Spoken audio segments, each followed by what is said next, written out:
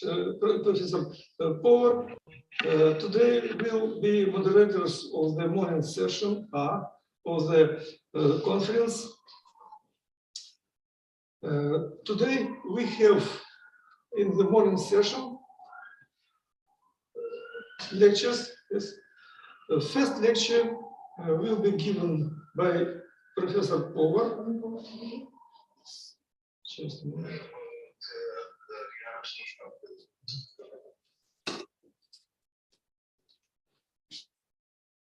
So, Professor Power, can you hear us? The first lecture will be given by Professor Igor Power, Thermodynamic Determination of the Precipitation Conditions in Mixtures of Anionic and Cationic Surfactants. First author is Igor Power. Please, will you share your screen and will you give your presentation? Professor Power, can you hear us?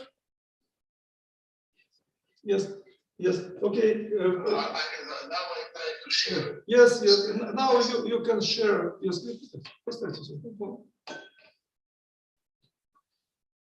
Okay, I try to do this.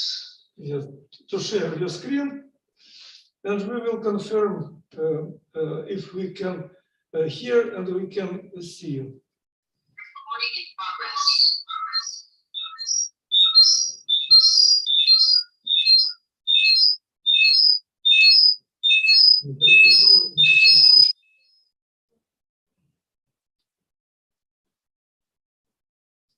Can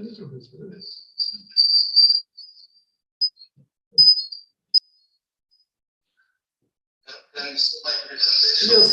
Yes, yes, we see your presentation.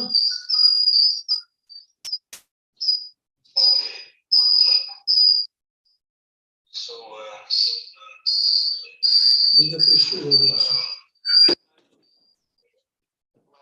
presentation is thermodynamic determination of the precipitation conditions.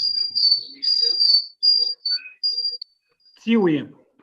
Дорогие коллеги, программа изменена? So, you can see the team definido, transportado, especificam salas números da secção do sistema.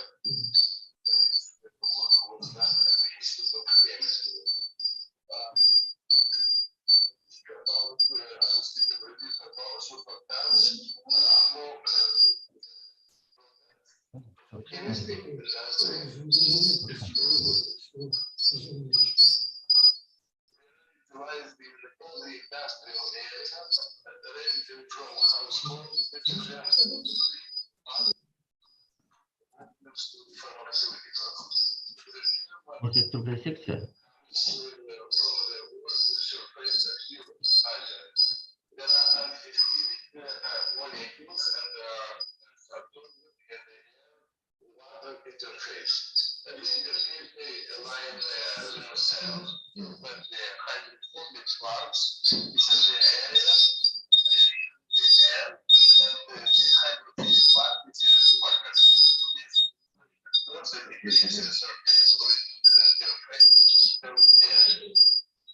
So, surfactants play an important role as dispersing and oxidifying, cleaning, wetting, high-performing agents in manufacturing of products, including paints, emulsions, biocides, shampoos, paste, and so on. Small amount of steady is the anionic aqueous solution takes its only solution. When the precipitation improves the critical micelle the micelle start to fall. Precipitation will move the anionic component. It's only product. Precipitation will occur. Precipitation generates extent. Mixture of anionic and basic substance, unique properties, have when they have much lower concentration when you see which produce microstructures, microstructures, they can also decrease the concentration at which you need this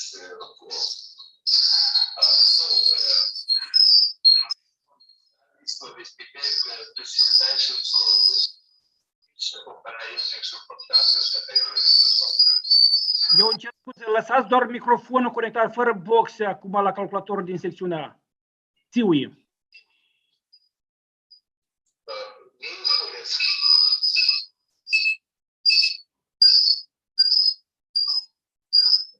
Domnul Povăr, închideți boxele probabil la calculator.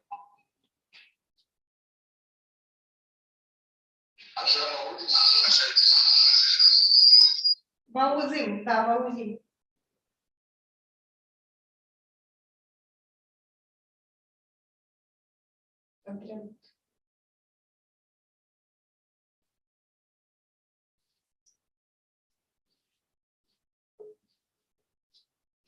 The colleagues will have some problem of connection, sorry, very sorry. Da, vă auzim acum.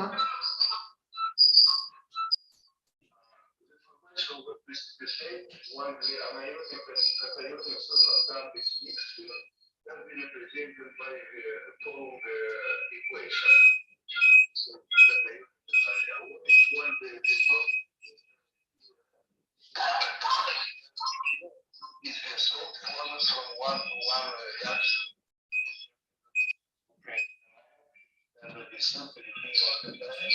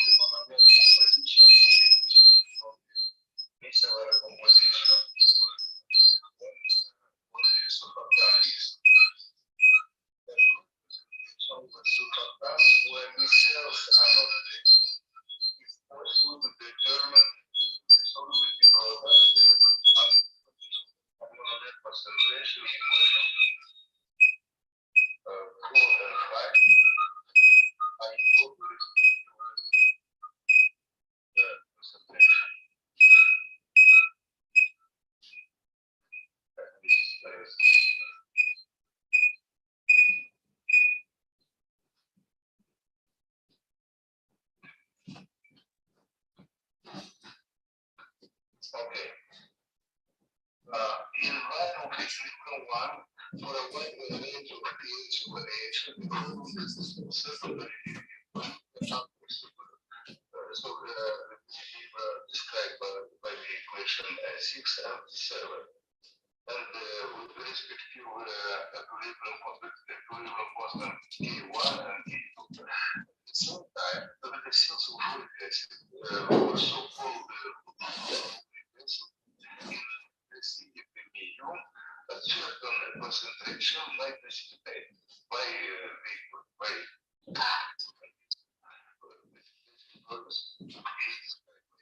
equation 8, where Ks2 is a solved with the product of uric acid. So down the equilibrium 1, 6 to 8, we must balance the equation. equations for the distilled redeeming the successful H2 system in terms of the representation method. Take the form by equation described by equation 9 and 10. Here, now we start with the concentration of only monomer present are missing. In equation 9 and 10, the total concentration of surfactant which is divided by this symbol CI0 and the symbol delta CI denotes the amount of precipitate or number of flow in relation to unit volume. That's the unit of measurement of the molar concentration, mole per liter. Solving this system of equations 2 and 6 to 10, it's obtained the value of the X and BPN HGDS. The amount of precipitate under the calculation expressions of the model pressure gives the energy for the energy system.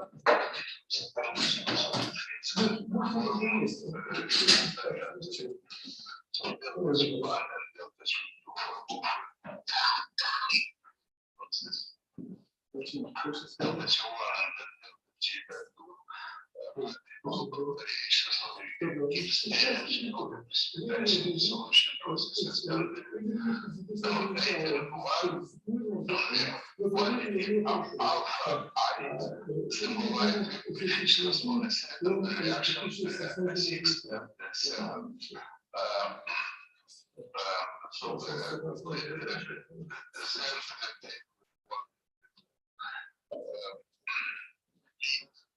equilibrium constant population of tubes in the results of the calculation of the global energy variations of a system for different chemical compositions are presented in figures 1 and 2 and 3. In figures 1, we have the temperatures of delta T versus pH and the system DP H2O at the temperature of 20 degrees Celsius. With the degree C, with the decrease of the concentration of surfactant and for the solid phase narrows. For the concentration of 1 minus 3 mole per liter, the precipitate DP exists, as you can see, constant in the range of pH. Denoted with a black curve in figure 1. Figure 2 shows the dependence of delta G versus pH. So figure 1 is for system DSH2O and figure 2 is for system for the mixture DS, DP and water H2O. Depicts the dependence of delta G versus pH temperature of 20 degrees. One for system DS H2O and is for system DS but with the different concentration is minus 4 mole per liter. Conclusions. Thermodynamic water was developed to predict the precipitation conditions and even using the product relationship business concentration in order to calculate its equilibrium. They developed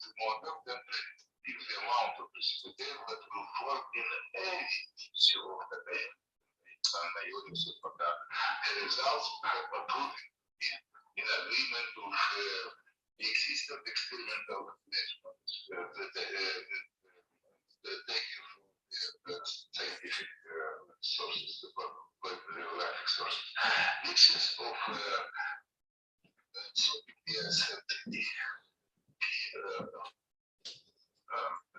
CL reactive solution information of the precipitate in a wide range of concentrations. When the micelles are not present in the solution, this reaction can be modeled by a simple solubility product between the total surfactant concentration. In addition, the developed approach provides an explicit equation that the amount of precipitate that formed in any mixture, so that the surfactant equilibrium concentration can be determined. And the result can be extended to other mixtures of large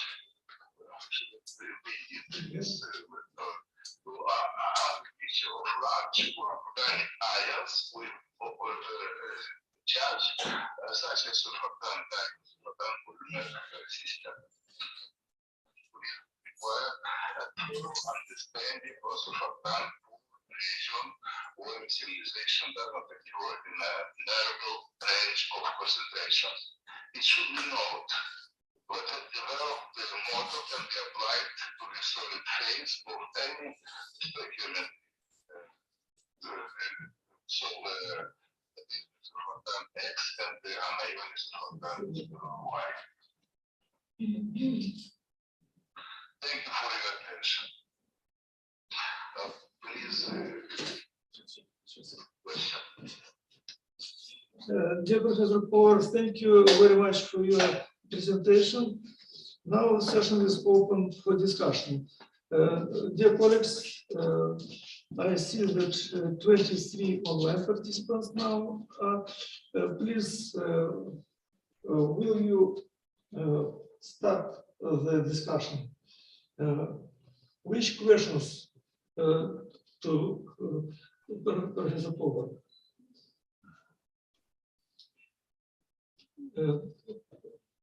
Professor Powers, can you expect the wide-scale implementation of this process? What can you see? As I said, this type of surfactant play an important role for different in the industrial processes and Вопросы пошли.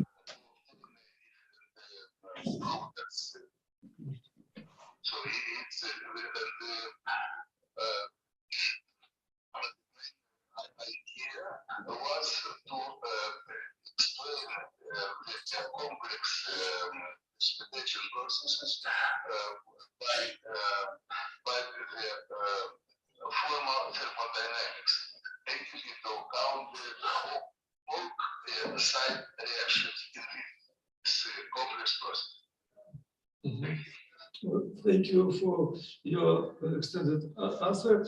Who else has questions to Professor Powers? If not, then once again, thank you very much for your presentation, for your detailed explanations, and we wish the wide-scale implementation of the obtained results. Now we will continue our program, and thank you, dear colleagues. Yes, please, will you stop your presentation? And now we would like to ask Professor Mukhin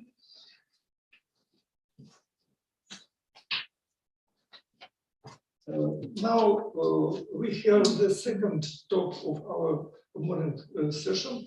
Professor Victor Mukhin, and NPO Neorganica, Russia, comparative evaluation of antidote effectiveness active carbons.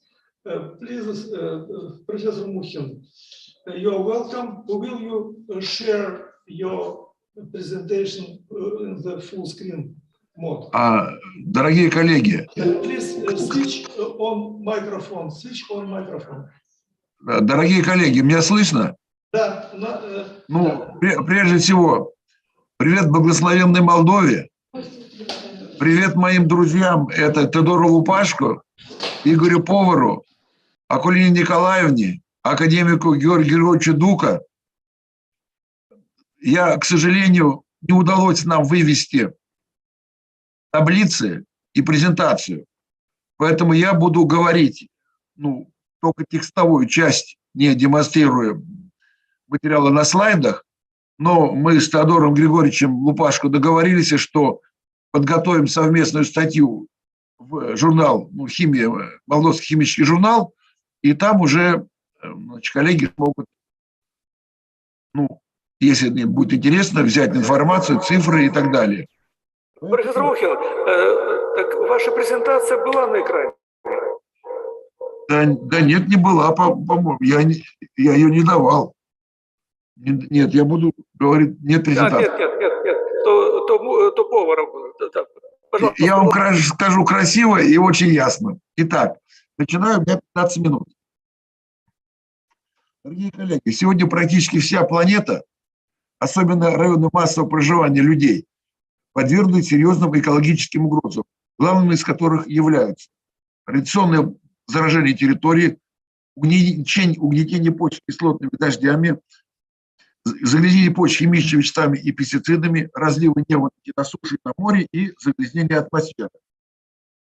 В свете вышесказанного особое внимание должно быть уделено экологической безопасности агропромышленного комплекса, потому что почв сельхозугодий на планете всего 6%, а к концу 21 века население Земли будет 10 миллиардов.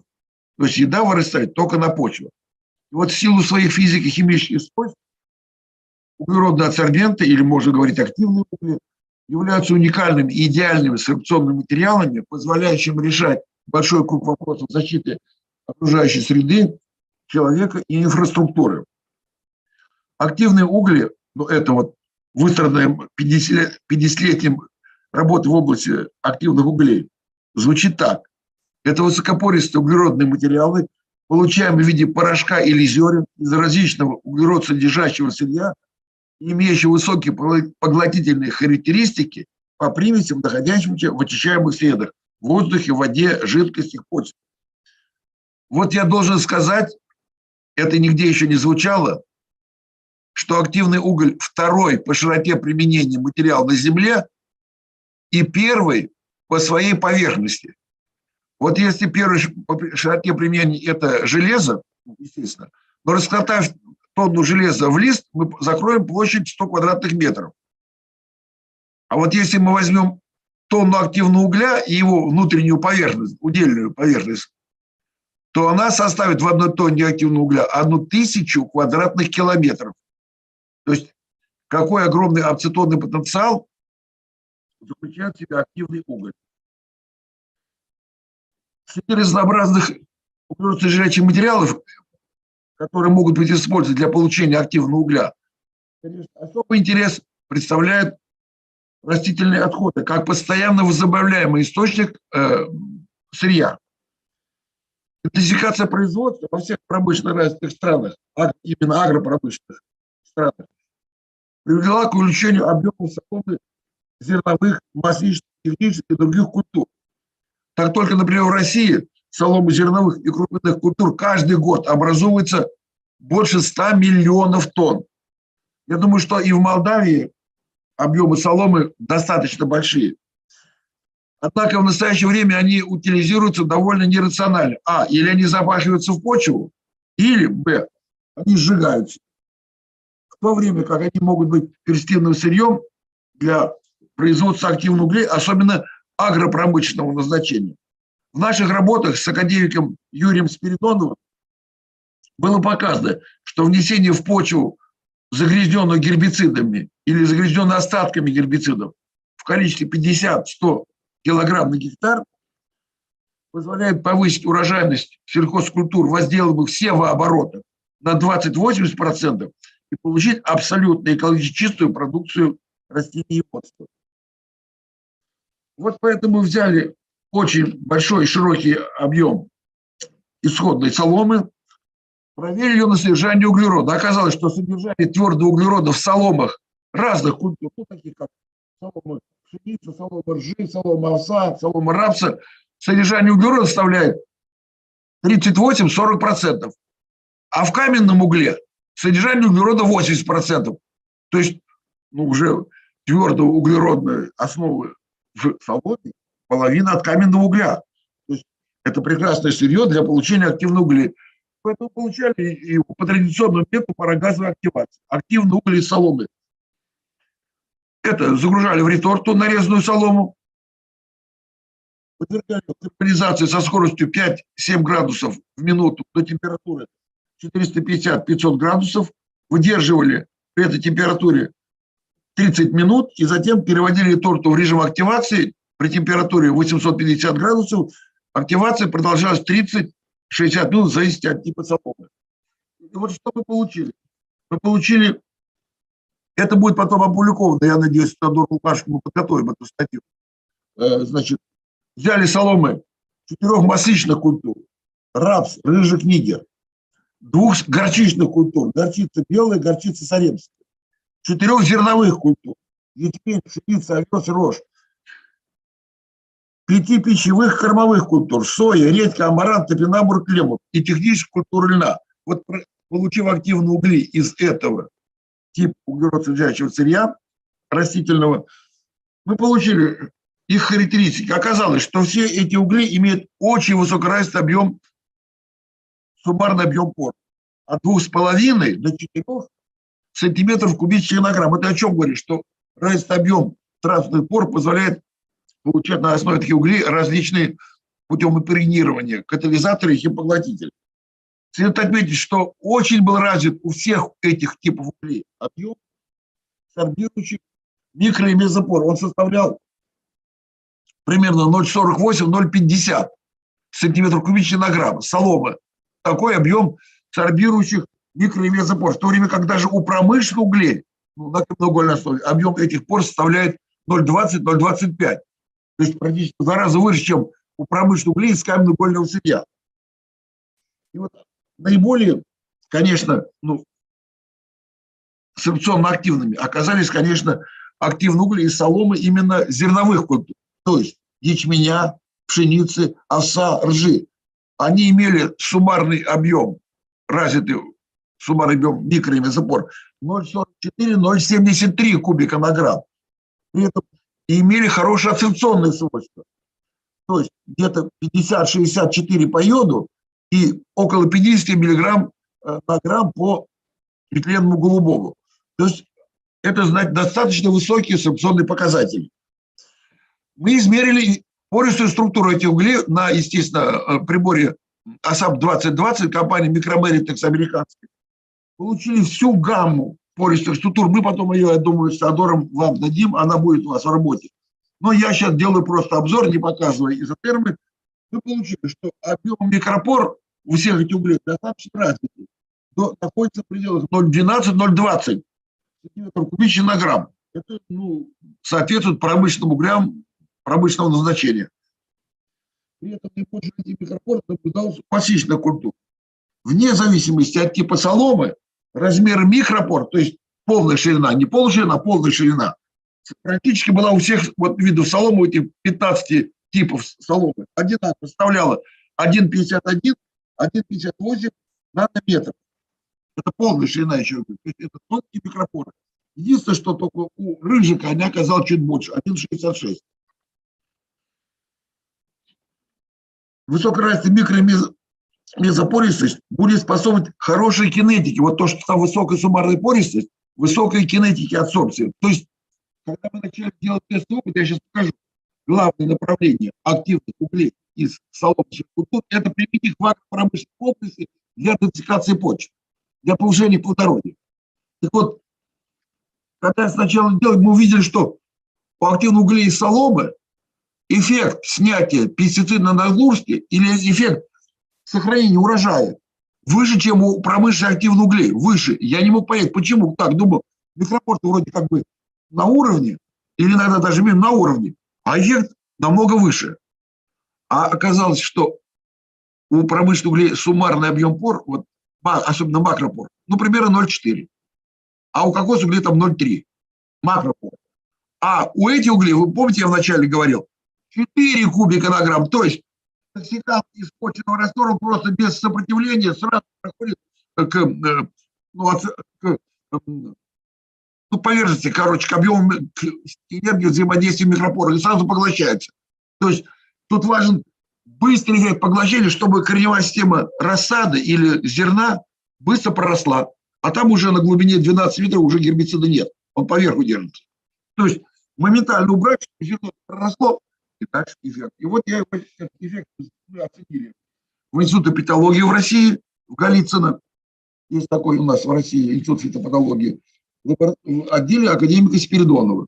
Ну, то есть для этого мы выбрали тест-культуру подсолнечник, опыт проводили в горшках, пластиковых горшках 600 граммов почвы и загрязняли почву гербицидом в дозе 5 грамм на гектар. Гербицид был Зингер-П. Вы видите, 5 грамм на гектар – это смертельная доза. Вот 5 грамм на гектар у вас редиска, корнеплоды, редко она вообще расти не будет. Просто не будет расти. И вот так, даже в сильнейшей дозе загрязняли. Это все, я думаю, мы с Теодором Григорьевичем потом народу Молдовы подарим технологию. Так вот, мы что получили? Когда мы этот опыт ввели в его так называемые лаборатории искусственного климата, или называется камеры Фетча, ФРГ, там ты ставишь тестовые горшки, включаешь режим той или иной зоны выращивания, ну, средней полосы или Молдовы, и там поливается, греется, солнце всходит, заходит, и вот тебя через 30 дней, называется вегетационный опыт, происходит срез выросшего растения по краю горшка и взвешивается. И вот что мы получили. Я называю просто, извините, но без, как говорится, таблиц, но лежу на цифры, что у нас снижение растения, в данном случае тест был еще раз, на подсолнечнике, там, где не было активного угля, составило снижение 73%. То есть урожай был, ну, по сути, 25%. А там, где мы применили активный уголь из соломы, пшеницы и овса, снижение составило всего 5%. То есть 95% урожая сохранилось, 95%. И даже мы взяли лучший в мире уголь почвенного применения, это называется Гроссейф, голландская компания Нарит. Так у Гроссейфа снижение зеленой массы растений составило 12,5%. 3 раза. То есть сохранность у нас оказалась 3 раза выше, чем у Гроссейфа. То есть это очень эффективный метод, короче, идентификации почв. Делали на других гербицидах. Мы там в таблице дадим. Мы делали на рапсе, делали на томатах. Везде эффект придерживается один и тот же. Поэтому, заканчивая свое сообщение, хочу сказать, что в почвенном применении это четко подтверждено. Но у активных углей из соломы в связи их специфики, потому что это угли или порошковые, или угли мелкозернистые. Ну, это суть исходного сырья. Но у них огромные и эффективные области применения. Это очистка сточных вод от органических загрязнений, прежде всего сточных вод сельхозпредприятий. Это некоторые процессы очистки химфарпрепаратов. И, наконец, флотация руд цветных металлов. Но флотация руд там в Молдове подождет, когда там будет полезные ископаемые добывать. А вот что самое ценное, это что огромная потребность в таких углях, порошковых и легких, в очистке выбросов мусоросжигательных заводов. Вот у нас в России планируется строить 20 мусоросжигательных заводов. И действительно, сжигание твердого мусора – это самая эффективная технология утилизации. Уже горы завалены планетой этим твердым мусором.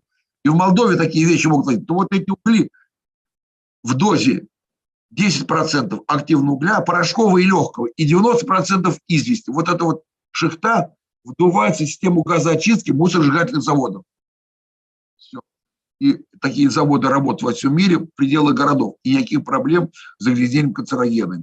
Поэтому, если на огромных объемах соломы разных культур, еще раз, зерновых, пастичных, технических, пищевых, в Молдавии будет организовано производство, то я думаю, что это довольно серьезный экспортный потенциал, потому что это очень легкий и эффективный сорбент для вот очистки и выброса именно мусоросжигательных заводов.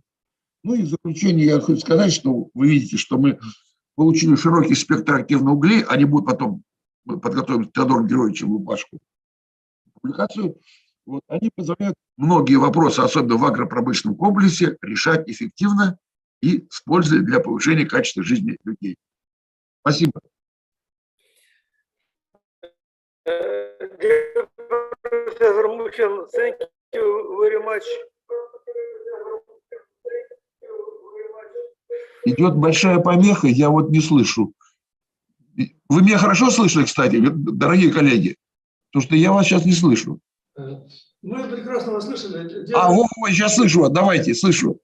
Thank you very much for your very informative presentation, especially concerning the best samples of active coil.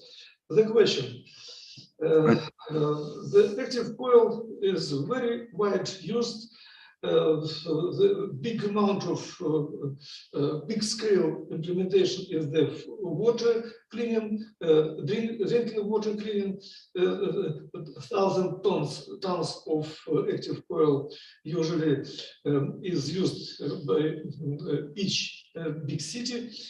And for this purpose, as I understood from your talk, preferences has active coil from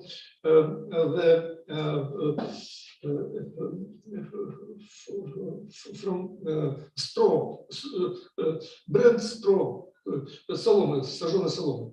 It is one big scale implementation. Another problem, especially for Moldova, a very big problem, I will mention this problem in my talk after your presentation. We have the residual pesticide. In Moldova, it was historically, it was very strong developed agriculture. It was maybe the highest level in the former Soviet Union agriculture, and natural, it has used a lot of chemie, a lot of the pesticide, and it was something near 2,000 places where storages for pesticides. Now they are eliminated, but the places where pesticides were stored in soil remain residual pesticides.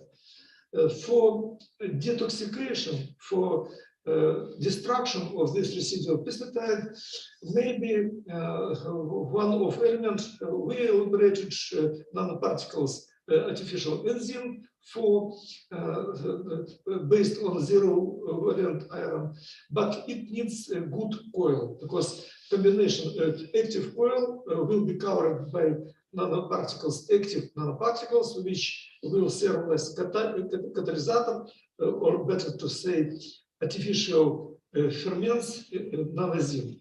And it is necessary good quality active coil. For this purpose, your coil maybe is also has advantages. Вот для детоксикации почв активный уголь, приготовленный из сожженной соломы, имеет преимущество. Я так понял, что у него намного больше активная поверхность, да? Не поверхность, у него диффузионное сопротивление маленькое. То есть развитая поверхность макропор обеспечивает низкое диффузионное сопротивление, и быстро молекула из потока попадает на адсорбционное поле микропора. То есть активная поверхность более эффективно используется именно благодаря малому диффузионному сопротивлению. Да. То есть это для Молдовы это действительно это фактически неограниченный ресурс, потому что и в наши дни сельское хозяйство и агрикультура является самым развитым сектором, и большое количество соломы производится. То есть вот это вот в принципе может послужить для производства продукта с большой добавочной стоимостью. Не просто ее сжигать как топливо, а из нее готовить хороший продукт для медицинских целей. Это тоже сорбенты будут очень высокоэффективны. То есть они Это будет нанопродукт, потому что пора на 1 нанометр. И при том с малым диффузионным сопротивлением. Понятно. Я, знаете, хочу сказать так, что сегодня в России одна крупная голландская компания поставила аппараты пиролиза опилок, пока опилок. Но мы с ними говорили недавно, они говорят, что наши аппараты позволяют вести пиролиз такого продукта, как солома, но измельченный. То есть солома пиролизуется, у нас уже получается полупродукт. Нам только достроить сейчас, мы с голландцами обсуждаем, только модуль активации. Поэтому если мы, и как говорили Теодор Львович, вроде бы летом будет встреча наша там в Кишиневе, это совершенно, наверное, небольшие траты, сделать дополнительную секцию, и мы можем в любом зернопроизводящем, соломообразующем регионе Молдовы этот модуль занимает площадь, там, помещение там, примерно 20 на 30 метров. Все. Так что вот, я думаю, впереди у нас есть интересная работа. Спасибо большое. Действительно, это широкие перспективы и экспортный потенциал у Молдовы в этой области достаточно просматривается хороший. Dear colleagues, who else has questions to Professor Muhin? Anybody else would like to ask? If not, then we will thank Professor Muhin for a very informative presentation with demonstration of good perspective for collaboration. Thank you very much once again, and you are welcome to discuss the possibility to implement in big scale such active core. Thank you very much. Спасибо. Спасибо. Спасибо. Спасибо. Now we will continue our morning session. According to the program, now I have my presentation, new opportunities in the detection of environmental pollutions. Just a moment. We will share my presentation.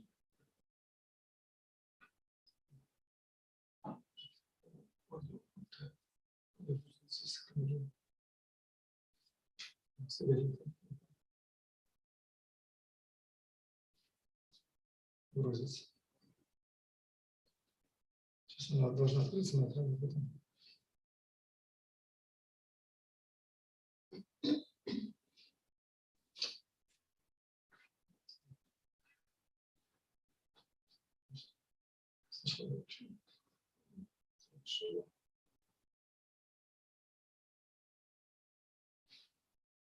Не ушел.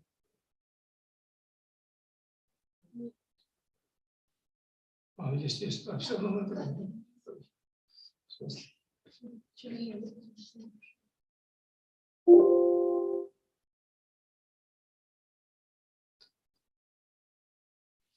Сейчас посмотрим.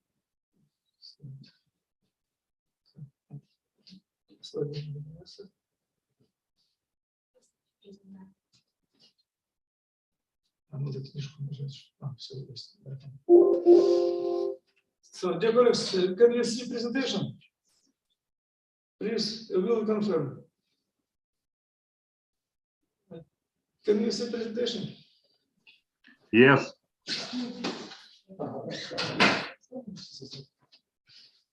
Okay.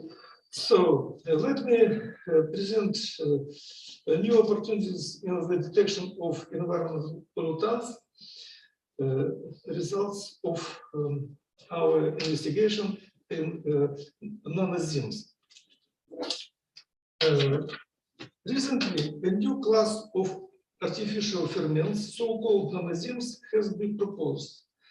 Nanozymes are nanomaterials with own enzyme-like activity, which demonstrate high catalytic properties.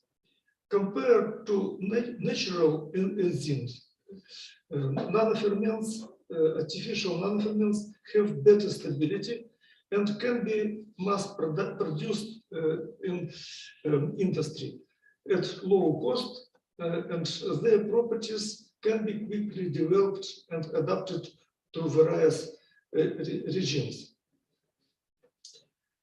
Thanks to these advantages, they have demonstrated wide applications in monitoring and in destruction of pollutants and for purposes of cleaning of environment.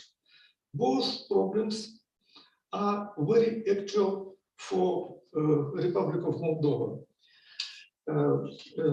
First of all, I would like to mention that in Moldova it was widely used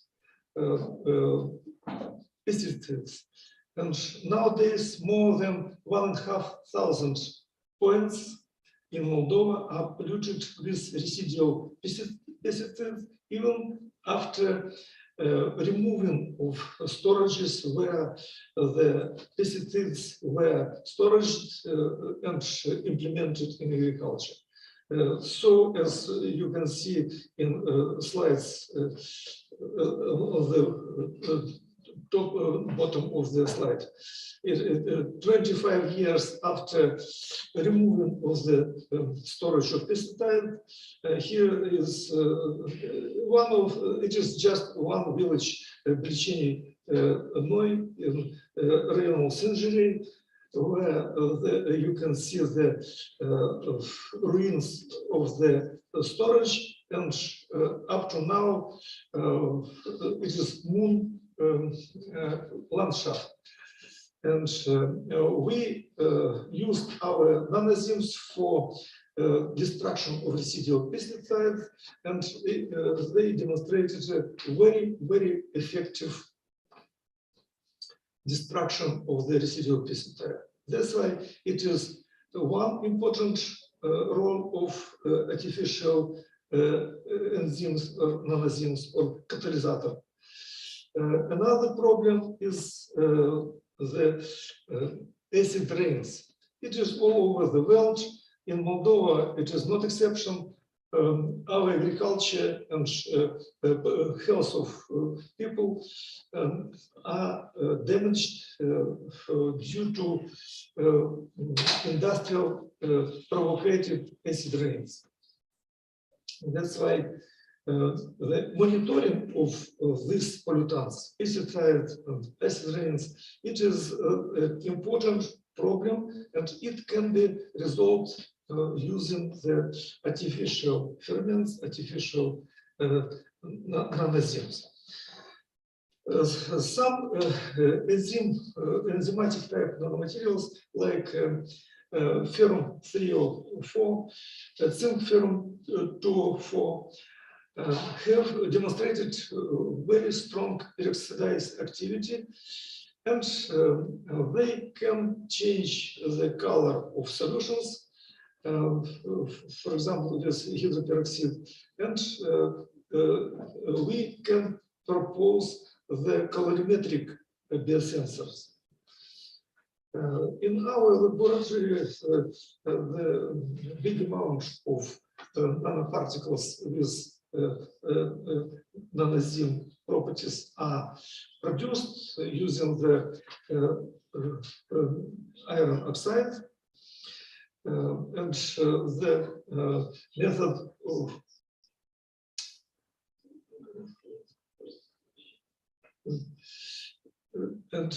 from this nanoparticles, zinc ferrum 204 and zinc O, zinc ferrum 204 nanocomposite has fermentative properties type P, and zinc oxide demonstrate photocatalytic properties. And these two nanoparticles, type of nanoparticles we produced and prepared the targets for monitoring sputtering, and using a process of monitoring sputtering, prepared heterostructures, zinc ferrum 204.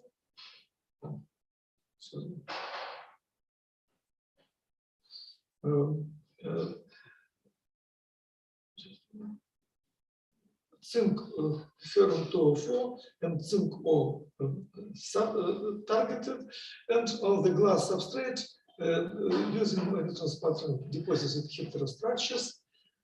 And they here is schematically presented the heterostructure zinc ore and covered by zinc ferrum 204, and they demonstrate catalytic activity to the hydrogen peroxide, which we have in the acid rains, and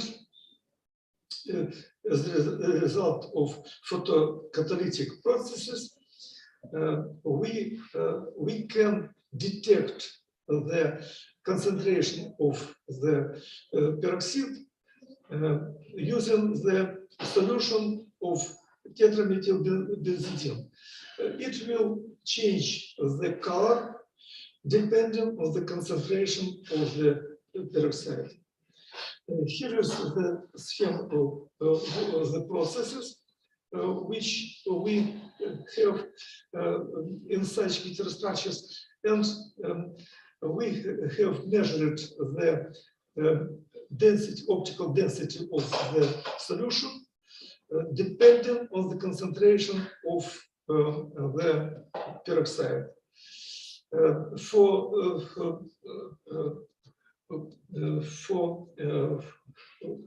colorimetric measurements, we use a spectrophotometer, SF46 spectrophotometer, and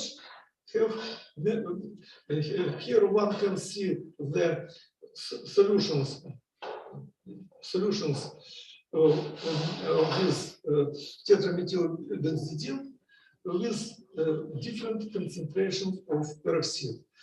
One can see that the color or optical density of the solution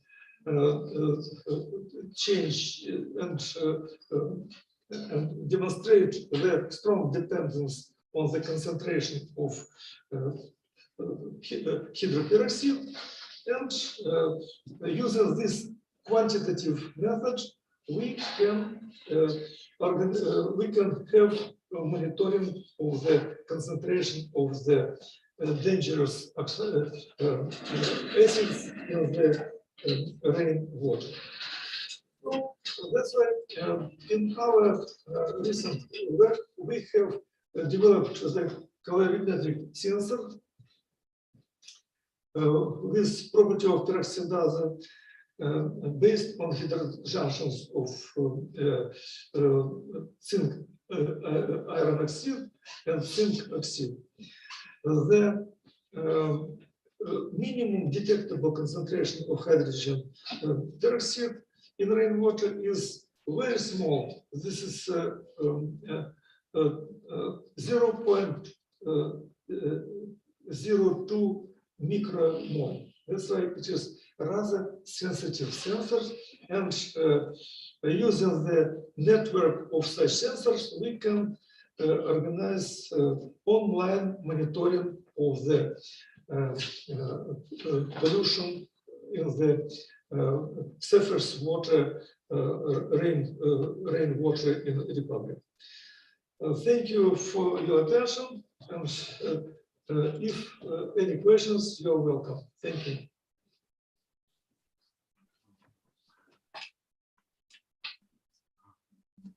Can I ask the question? Yes, yes, please. Thank you for nice talk. Did I catch correctly that you use your nanoparticles to activate hydrogen peroxide to produce OH radical, which oxidize your dye and modify the color? Yes, exactly. You're correct. That's why the color will be changed and the optical density will be changed.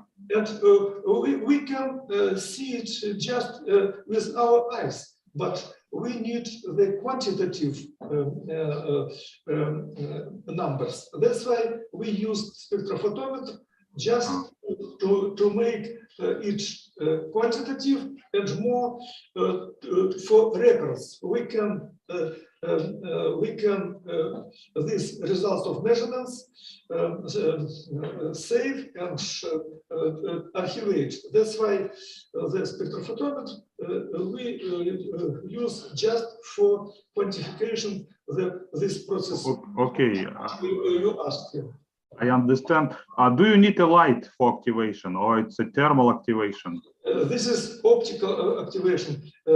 This is ultraviolet radiation from the sunlight activate this process. That's why it is photo-activated catalytic process.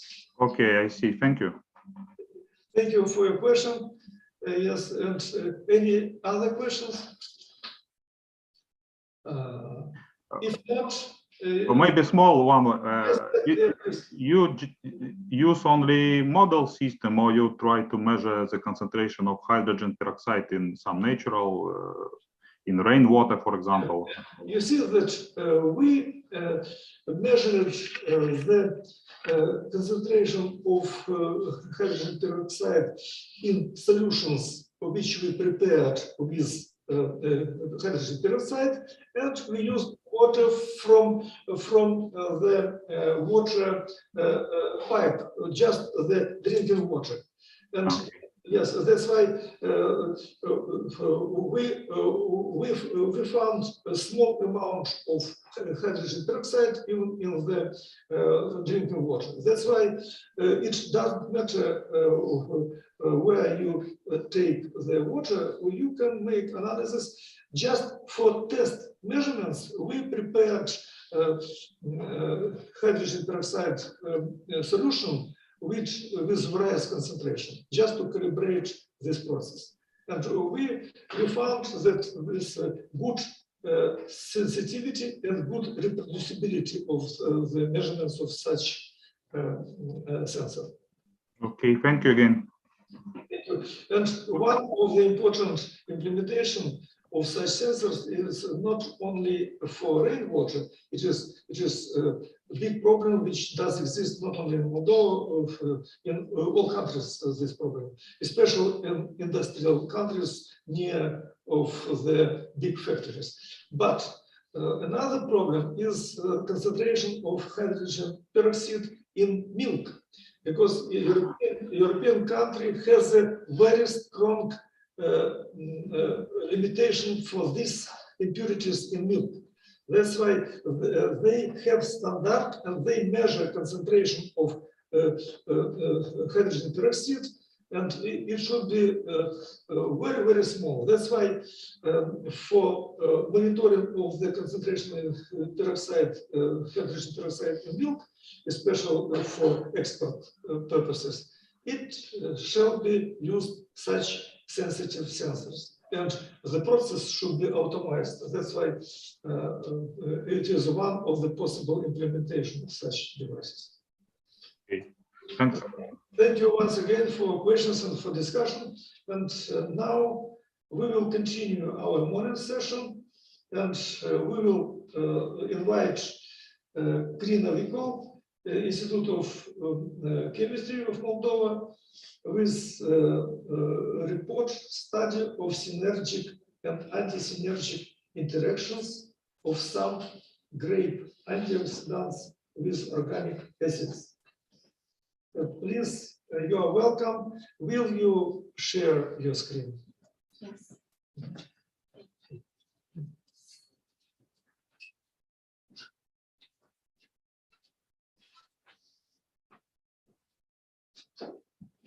Chemicals not с вами.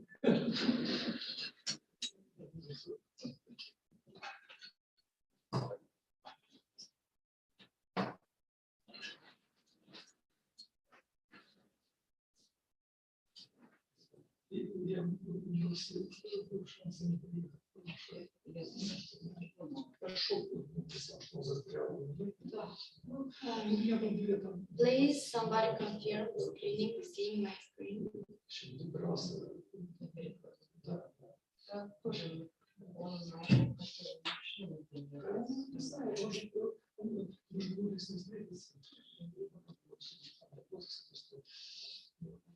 Can you see my screen? Yes.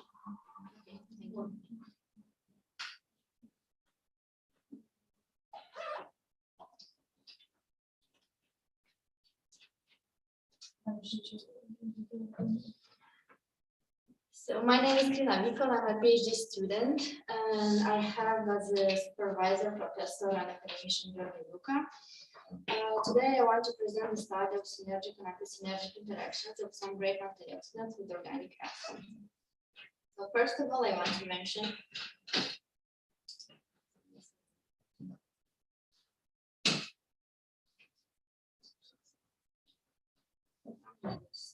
I'm sorry, just a moment.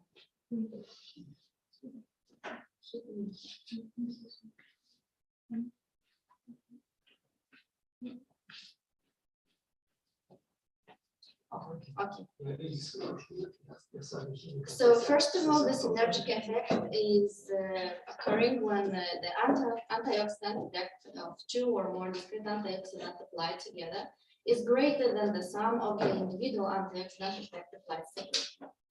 The synergic interactions have main advantages. First of all, the increased efficacy that leads to higher quality and extended shelf life of foods. Secondly, reduced amount of antioxidants needed, thus a lower production cost, and a reduced use or total replacement of synthetic antioxidants, which may have adverse health effects. The synergic effect is calculated by dividing the experimental value of the inhibition percentage of the mixture to the theoretical value, as you can see in the equation 1. Here it is important to mention the fact that if the result of the equation 1 is less than 1, then there is an anti-synergic effect. If it's equal to 1, then there is an additive effect, and if it's higher than 1, then there is a synergic effect. So the studies demonstrated that the tendency to increase the vitamin intake with the supplements may have a negative effect on the human's health, as long as their high concentration of the vitamins could generate a pro-oxidant effect.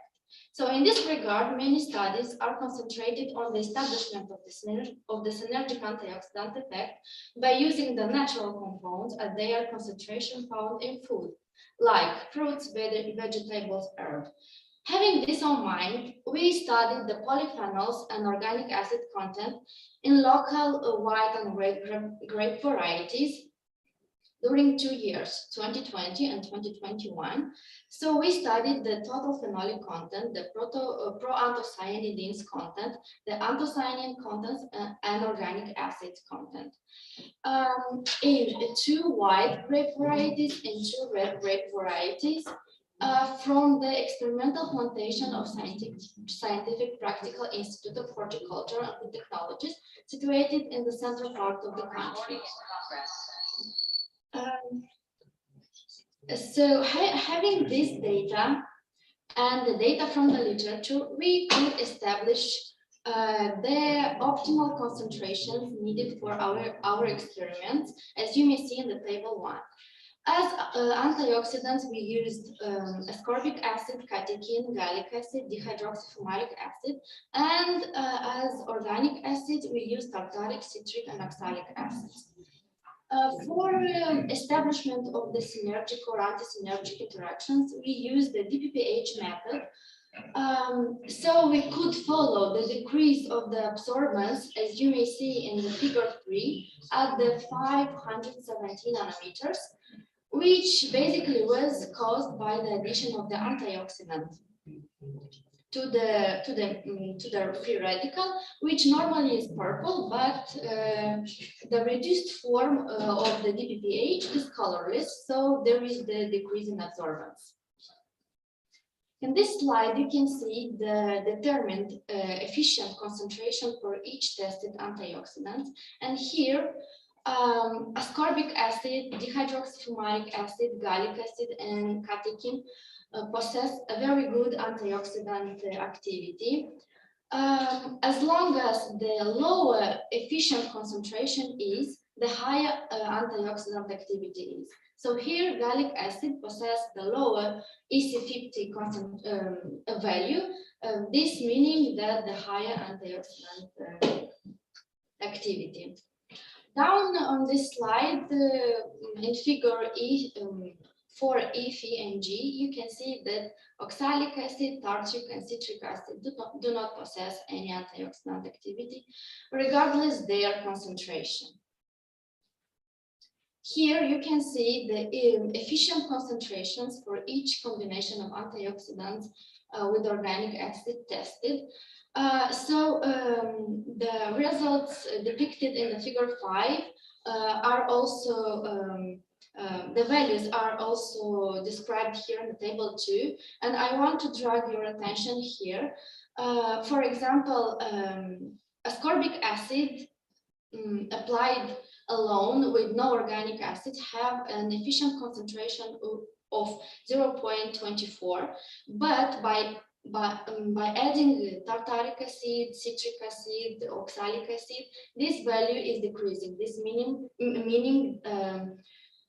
the enhancement of the antioxidant activity, especially in the combination with dihydroxyfumaric acid, where the EC50 value is decreased from 0.24 to a minimum of 0.09. Gallic acid in the presence of tartaric, citric, and dihydroxyfumaric acid, well, basically with the first two, it doesn't change anything, but with dihydroxyfumaric acid, the EC50 value is increasing, this meaning actually the reducing of the antioxidant activity. On the other hand, catechin with dihydroxyfumaric acid has a decreased EC50 value, this meaning an increased antioxidant activity. So from 0.1, it's reduced to 0.05. Here you can see the results for the synergic and anti-synergic interactions of ascorbic acid with organic acids. And just to be clear, the synergic or anti-synergic effect is calculated for each sample tested. So for ascorbic acid with oxalic acid or with citric acid, there are a maximum of some additive effect. But with tartaric acid, there are some synergic effect. As you may see that the result is higher than 1. But especially with dihydroxyfumaric acid, where the maximum value is almost 1.2. And here you can see that the synergic effect is dependent on the concentrations of both antioxidants, as long as increasing the concentrations of ascorbic acid and dihydroxyfumaric acid, the synergic effect is also increased. Gallic acid in the presence of tartaric and citric acid, only gave some additive effects, but with dihydroxyfumaric acid, there is only anti-synergic effect. But catechin with the dihydroxyfumaric acid, as you may see from the last table, well, it has a very, very good synergic effect, especially with the lowest concentration of dihydroxyfumaric acid. And this is actually very important because in grapes, this compound is found at very low concentrations. In this slide, you can see some of our previous results on the interaction of ascorbic acid and dihydroxyfumaric acid in wine model solution and in ethanol studied through the stop flow spectroscopy. So I would like to say that in a reaction with DPPH, ascorbic acid and dihydroxyfumaric acid possess higher observed constants in wine model solution compared to ethanol. So this you can clearly see from the table 3, where the observed constants for for dihydroxyfumaric acid are 10 times higher in wine model solution compared to ethanol. And for ascorbic acid, these constants are 2 times higher in wine model solution. Also, the antioxidant activity of mixtures of various concentrations of ascorbic acid and dihydroxyfumaric acid is enhanced in wine matrix compared to ethanol. And this you can see from the figure 9, especially B and E, where are represented the absorption spectra for the reaction of DPPH with the mixture of the antioxidants at the time 0 and at 2 seconds here in ethanol. And you can see that this difference is of about 0.3 absorbance units. But here in the wine matrix, wine model solution, this difference is doubled of 0.6 absorbance units. So this meaning that yes, in the wine model solution, the antioxidant activity of these compounds is enhanced. In conclusions, well, I would like just to mention some of them because I already enunciated the majority. So the synergic interactions are found between ascorbic acid and tartaric acid, but especially between ascorbic acid and dihydroxyfumaric acid. And also catechin and dihydroxyfumaric acid showed a very good synergic effect. Gallic acid with all the organic acids show only an additive effect, but with dihydroxyfumaric acid demonstrated a strong anti-synergic effect. According to the data obtained previously on the interaction of ascorbic acid and dihydroxyfumaric acid in different media, the study of all the described interactions in the wine matrix is of great interest. So, thank you for your attention.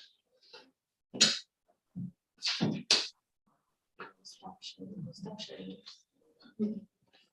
Thank you very much for your presentation. Please, any questions? Any questions to Kinetic? I have a small question. What about concentration of oxygen in your solutions?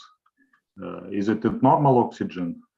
Well, the reactions were made in the normal conditions. So actually, we didn't check the concentration.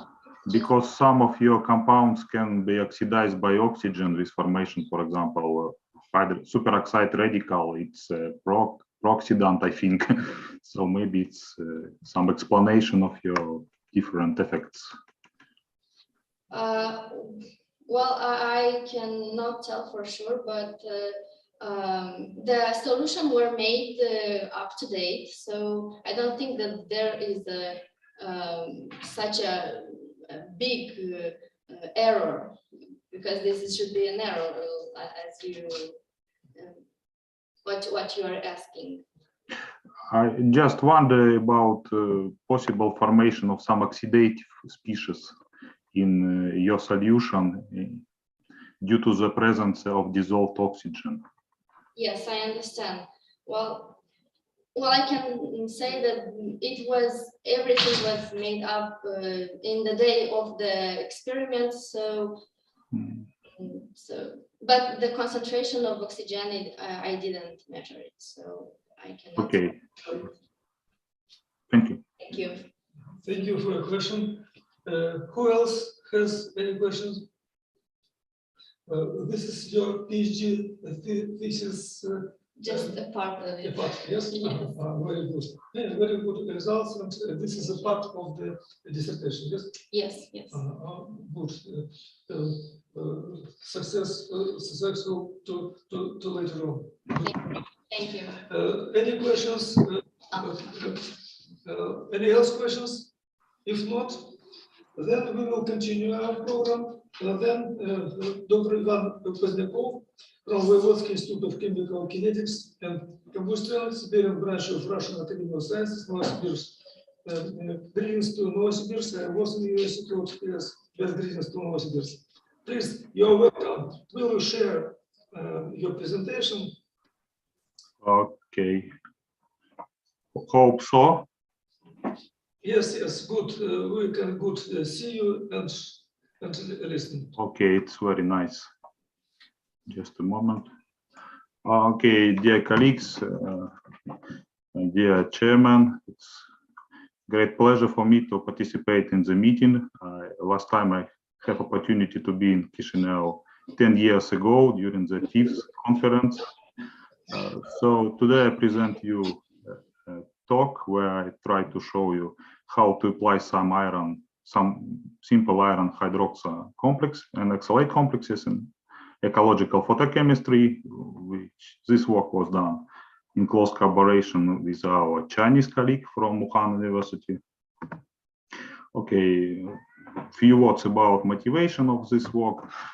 Maybe you know that iron species actively studied because they, upon their photoactivation, they can produce some reactive oxygen species, mainly OH radical, which are capable for oxidation and mineralization of variety of different toxic and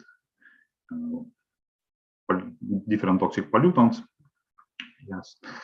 So such systems are studied actively in the scientific literature, and there is several questions here. First of all, how to produce OH radical? You can do it directly. For example, I will talk further about homogeneous system. I do not speak about heterogeneous photoactivation. Okay, from homogeneous system, very attractive hydroxide complexes of iron. They produce OH radical with good quantum yield. It's a direct process, but unfortunately, the pH is sharply narrow. Only at pH 3 you can have this photoactive form. You can improve situation if you add to the system some natural organic ligands like oxalate, tetrate, citrate to stabilize iron-free ion. In this case, you also can produce OH radical, but it needs a rather long chain of thermal reaction after first photochemical reduction step, in which you produce organic radical, and then this organic radical oxidize thermally with final formation of OH radical. And the main question is, of course, the efficiency of this process. And further, I will speak about this guy, ferroxylate complex, which is rather popular system in such studies. Okay, so what we usually know and what we have to know about iron complexes, iron polycarboxylates, they have a charge transfer absorption band in the region of V sunlight, so they can be activated by solar radiation. They initiate photooxidation of different persistent contaminants shown here. You can use such complexes in rather wide pH working range. It's of course depend on stability constant. And my oxidative agents here is OH radical. It's shown by different spin traps, product analysis. And the main problems here, which found here, so we have to know also the reactivity of H radical with target compounds. It means rate constant. It's important to estimate efficiency of photooxidation in real conditions. And also you need to know the quantum yield of OH radical generation. It shows the efficiency of your photosystem and possibility of its practical application. For iron carboxylates, such information is very, very scarce. So what we want to do is to give some simple, affordable approach to determination of few OH values during UV photolysis of natural iron-free carboxylate complexes, and to give a method for direct determination of rate constant of hydroxyl radical reaction with target compounds. So we utilize several approaches. Time resolved, it's a nanosecond laser flash photolysis, and also we use steady state photolysis with different excitation sources, and also HPLC for product identification. Okay, so I start with first part of my talk, and what was the idea main. So what we need to create our to determine the quantum yield of OH radical, we need a reliable reference system. Here we use iron-free hydroxyl complex, which produce OH radical with very good and well tabulated quantum yields. We can use simple and accessible HPLC technique. And of course, we need some selective trap for hydroxyl radical. And here benzene is a good choice because it's react only with OH radical, not with other Ros. And we can monitor by HPLC conversion of the benzene to the phenol with rather good conversion percentage. And for sure, we need some more or less simple calculations. And it's better to avoid the step of calibration of intensity of excitation source, because usually it's a quite painful procedure. So how it's now looks like. So you need to combine the results of two measurements. First of all, you need just using optical spectroscopy to measure absorption of your reference system, our iron hydroxyl complexes, to measure the absorption of your studied system, in our case, an iron oxalate complex, to calculate the percentage of excitation lights which absorbed in both systems. It's quite easy using Puguera-Lambert-Berra law. And also you need the information about the phenol generation rate in both systems. You can easily do it by measuring the phenol by HPLC technique, how fast it's generated during the radiation. So you obtain all these parameters in this formula, and with known quantum yield of OH radical generation in reference system, you can calculate unknown value for your system. Okay, this is results for iron oxalate system. So two dependencies from the ligand concentration, how quantum yield depends on the ligand concentration, and how quantum yields depend on the concentration of iron. So you see the values is rather high. So it's quantum yield is about 25%. It's very, very good value. I would say it's probably the best, the highest value of quantum yield between all complexes of such type. And you see no actually the dependence from the ligand concentration, because in all this condition we have only this photoactive form of iron. And there is some dependence from the concentration of iron in trivalent state. It's because you have a competition of these two reactions. So you see this is initial iron free, and you also produce iron 2 by photoexcitation. So it's competitive reaction, and this competition changes the quantum yield of OH radical generation in last reaction. Also, there is some dependence on pH, but not a big, and we think this dependence is due to two equilibria between precursor of hydroxyl radical. This is HO2 and O2 minus radicals with such pK.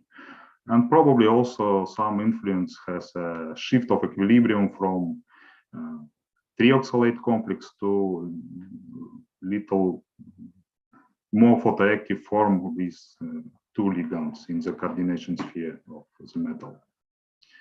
And this is finally, I show the table where shown the dependence from the excitation wavelengths. In fact, it's practically no dependence, and it reflects that photolysis of complex itself is also practically independent of excitation wavelengths in the wide range of wavelengths. So it's very good, very stable, and very high quantum yield of OH radical production. How many time I have? Have I time for second part? Okay, just a few words about the maybe second part of my talk about the determination of rate constant. In principle, there is two main approaches how to do it. One is a steady state approach using some competitor with well-known value of rate constant of reaction with OH radical. And another, it's time resolved methods when you detect the reaction of your OH radical with your target compounds directly. Both methods have some advantages and disadvantages shown here. And I will speak about modification of the time resolved methods. It's a flash photolysis methods, how to remove some disadvantages of this approach. So just a few words about the methods. In these methods, you have a sample which contains your studied solution. You excite it by short laser pulse. You produce in the sample some short-lived transient species. And formation of the species change the intensity of probing light coming through the sample. And so you can measure intensity of the light coming through the sample without excitation and with excitation, take a difference and obtain so-called differential absorption. So it's like optical absorption, but not absolute value, but difference between excited and non-excited sample. Okay, so what we proposed using such time resolved experiments iron hydroxide complex to produce OH radical and use this guy, this is methyl again dication, as a very good trap of OH radical. In this reaction, you produce this adduct, and this adduct have very nice, very intensive absorption in visible part of region with very good absorption coefficient. So it's easy to monitor its formation and decay. And we test our approach using a big set of organic herbicides, different class of herbicides. I don't speak about them too much, just few very important features. They have no own absorption at excitation wavelengths. They are stable in presence of iron-free ions, do not complex with these ions. And they produce adducts which have no absorption at registration wavelengths. So in this case, we can obtain rather simple kinetic scheme, which include reaction of our radical with target compounds, with methyl again, decay of the adduct of methyl again. This scheme can be solved analytically, and we can obtain very nice equation show how absorption of this adduct change in time. And here, very important things, it's observed rate constant of formation of this adduct, which depends on both concentration of methyl again and your studied compound, and corresponding reaction rate constants. And here I show very nice picture when we use herbicide 2,4-Db as target compounds. So you see we change the concentration of herbicides and how change the kinetic curves. So you see it's nicely fit by this equation. And from the fitting, we can calculate using this formula our rate constant with very good precision. So our approach works quite well. And we compare our results with literature ones, so I don't speak about too much. We find good agreement with literature values, but for sure there is one small problem.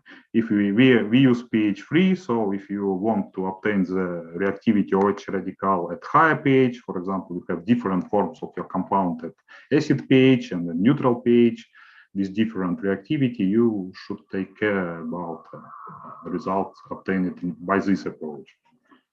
So this is finally results of my talk. So we can propose the simple and we hope very good methods for determination of quantum yields of OH radicals during photolysis of natural iron carboxylate complexes, but in principle in all complexes when you produce OH radical, we study most popular iron-free oxalate system, and also we modify our nanosecond laser flash photolysis method for faster determining the rate constant of the activity of OH radical with different organic pollutants to find the plus and minus. So finally, I would like to thank the joint project between Russian Scientific Fund and National Science Foundation of China for support, and all of you for the kind attention. I hope you will have some questions to me. Thank you.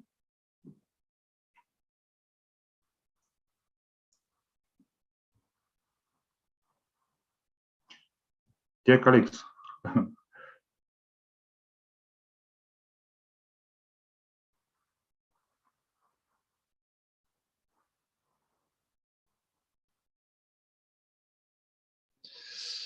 Thank you very much for your presentation.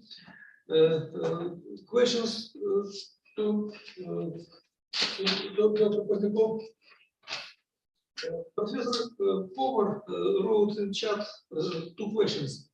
First question is, do you know all reactions necessary to estimate parameters of reaction?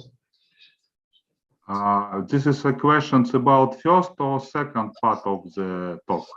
I believe that to the first part, because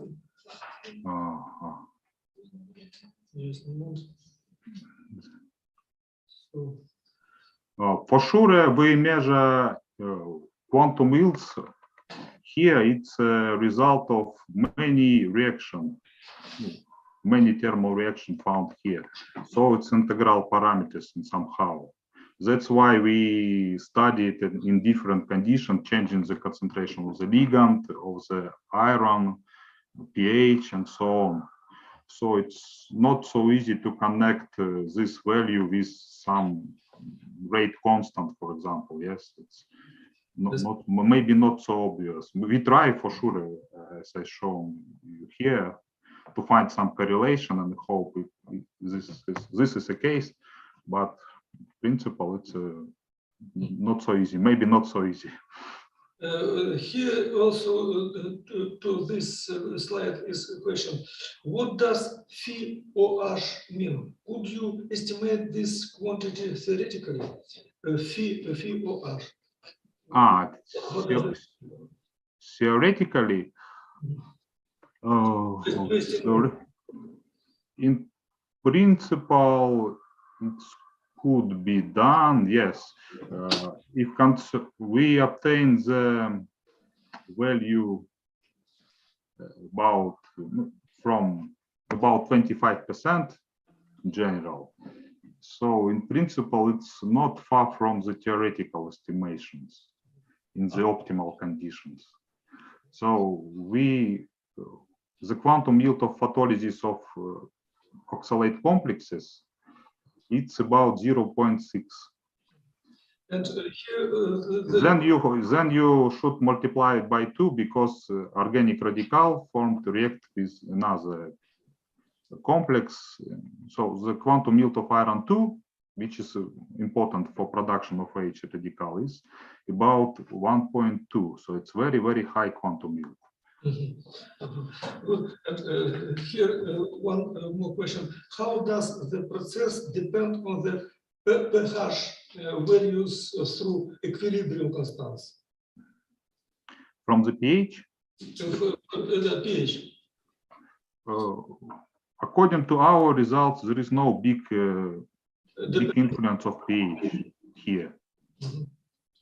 So it's and Professor Power, two more questions wrote in chat. Equilibrium constants for complexes ferrum 3 with OX are known. Yes. Why did you not use these constants for thermodynamic evaluation of the studied process with, which depend on pH? Why did you not use these constants for thermodynamic? Why not? We use it. For example, in this calculation, we calculate the percentage of another form of oxalate complex. So it's for sure all equilibrium constants are known. In principle, it's easy to calculate the percentage of different forms. But in our conditions, we mainly have this complex. So we have this complex only at a really acidic pH. It's maybe not so interesting from the practical purpose. So it was interesting for us because we try to vary pH in big range, yes, to see the influence of this parameter. Thank you. But for more interesting part of pH, for example, here you see the main part is this guy. So it's only one photoactive form in solution. Yes, it goes on the plateau. It depends on the fee. One more question from Professor Igor Power. Do the investigated processes depend on the analytical or initial concentration of iron? Yes. This picture, this is influence of initial iron-free concentration on the quantum yield of H radical generation. In this range, the influence is not so big, so it's increase and then go to more or less plateau value at high concentrations. Because here we have already more or less all light absorbed by our complexes. Maybe it's coming to the equilibrium state. So small concentrations of iron, it depends more pronounced. And then, yes. Because here at small concentration, you have small percentage of light absorbed by the solution. So you have another rate of generation of iron too, and this change this equilibria, yeah, and you have a change of quantum yield of electrochemical generation.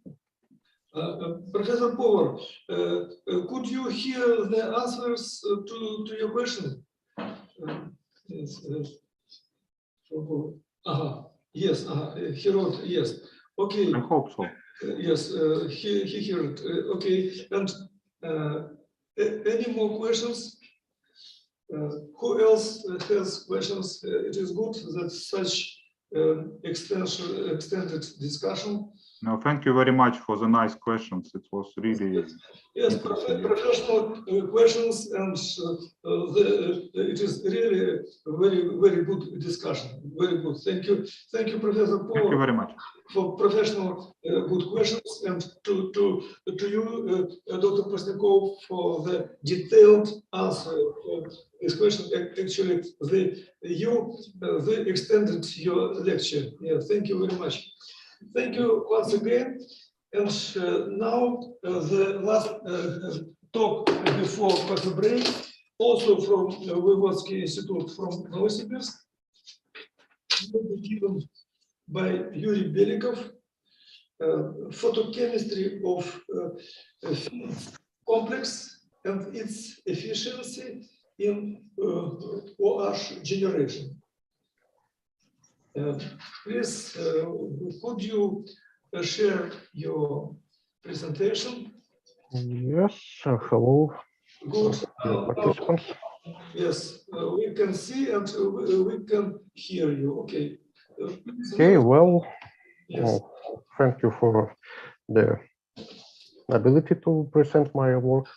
So today I would like to present the results of the study of the photochemistry of ferromagnetic complex.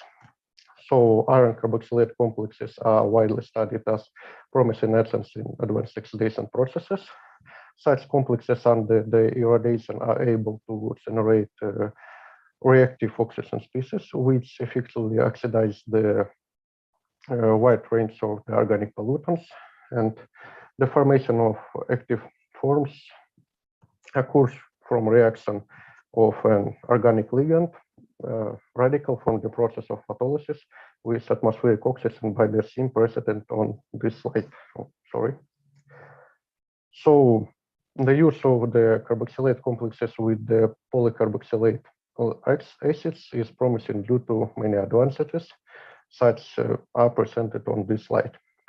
So in this work, we will try to study the photochemistry of the complex of iron with ethylenediamine deoxynic acid. So the structure of complex you can see on the slide.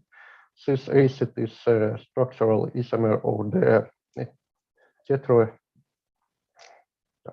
ethylenediamine tetraacetic acid, and this complex has a number of the advantages. So the main one are stability in the wide pairs range and possibility of natural persistence in contrast to each structural isomer. However, the quantitative and mechanistic information isn't enough to use this complex in practical purposes. So this system has been investigated for several years. In this slide, you can see some of common environmental pollutants, and some works study the effectiveness of usage this complex in the to enhance the photodegradation of such complex of such pollutants, and this work shows that the complex can enhance photodegradation under different conditions up to 100%. So so some of the latest research has significant shortcomings. For example, in the recent work, which shows mechanism of photolysis, has some shortcomings, as I say earlier. So in this work, determination of the reaction products of photolysis was incorrectly carried out due to unreached separation in the chromatomass spectrometry experiment, and also no experiments were carried out under different conditions. So due to lack of information, we set a task to study the mechanism of photolysis of complex ferromDDS and the quantitative description of the photoprocess in system using the methods of less photolysis and stationary photolysis. So determination methods was described early in the previous presentation, so I wouldn't repeat it. So with the help of less photolysis, we obtained the next results. First, let's look at the left graph. In this, you can see inverted absorption spectra of complexes marked red, and the initial decay of the complexes, initial negative change in absorptions we associated with the decay of initial complex, and absorption is in region above 400 nanometers we associated with the formation of primary intermediate. We believe that this is radical complex, and the formula of reaction of the formation is complex you can see on the slide.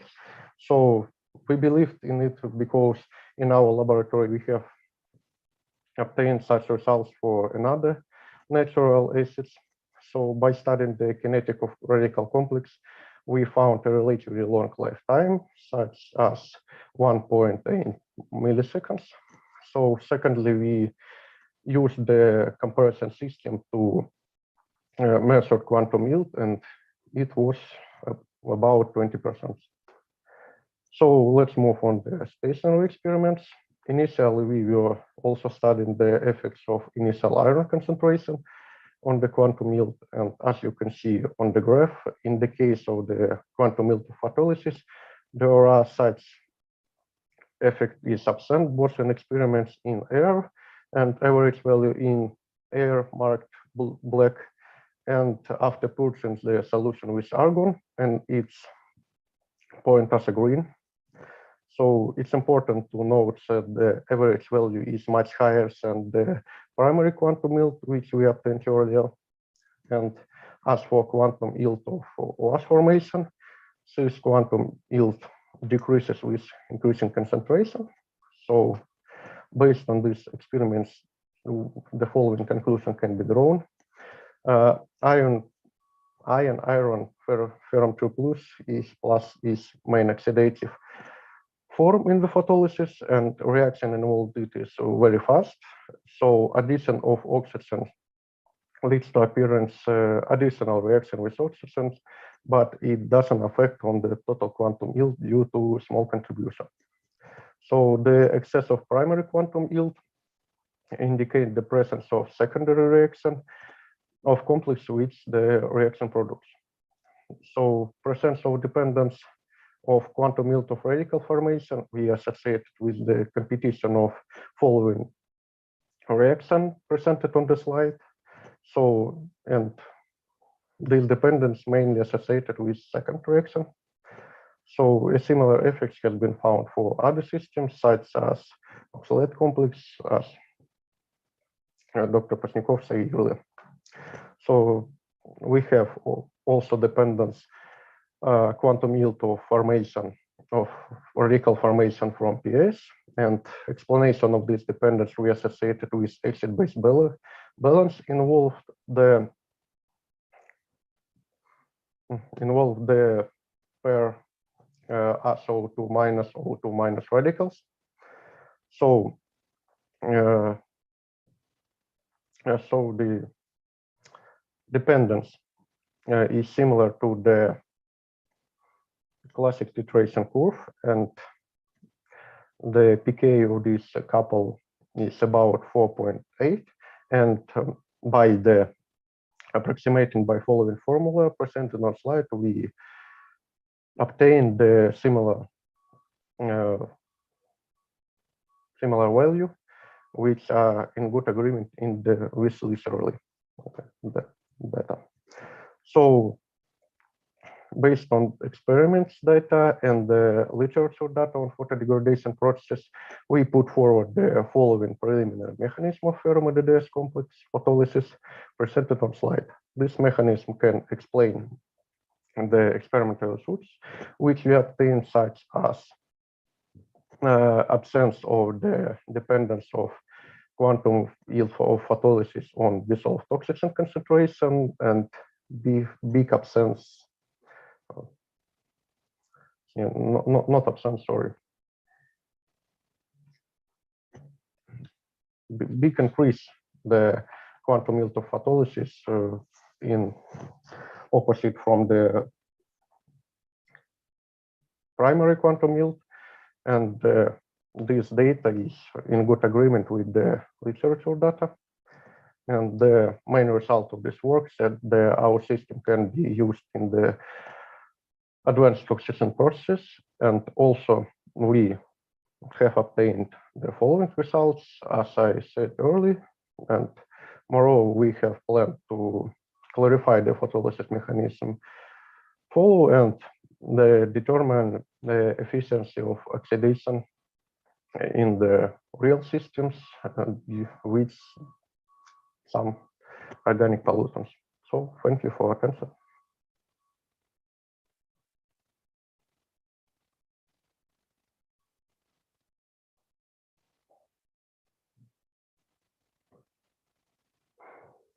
Thank you very much for your presentation.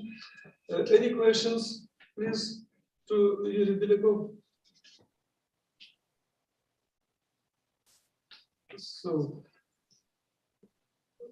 if not questions, in this case, we will actually we shall reduce our break, because 20 minutes from our break we already used. Now, please, we will have a shortened break, and at 11:30 we will continue with next presentation, Dr. Olga Kovaleva. After break. Thank you. Goodbye. In 10 minutes we will meet again.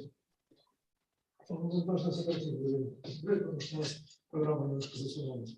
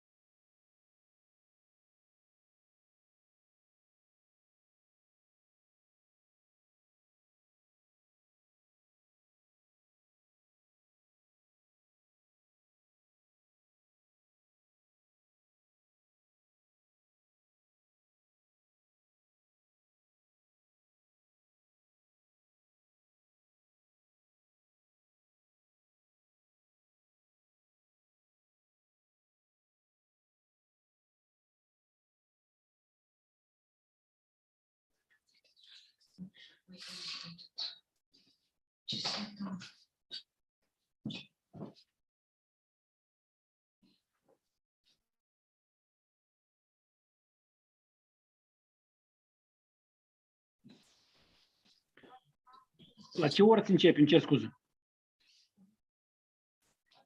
Acum începem.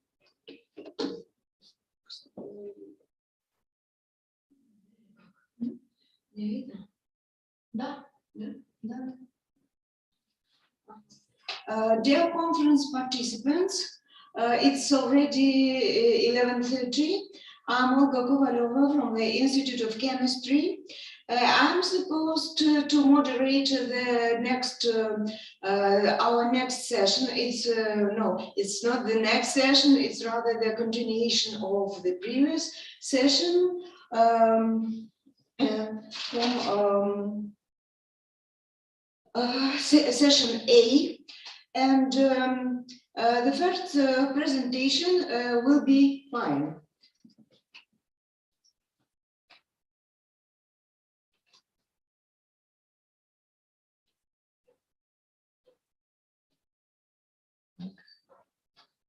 Сейчас я объявлю, и будем начинать, да? Да, уже начали. А, начали, да? Да. Ну, отлично, хорошо. Самообслуживание. So the title of our today presentation, which I'm giving on behalf of the team of researchers from the Institute of Chemistry and also Technical University of Moldova.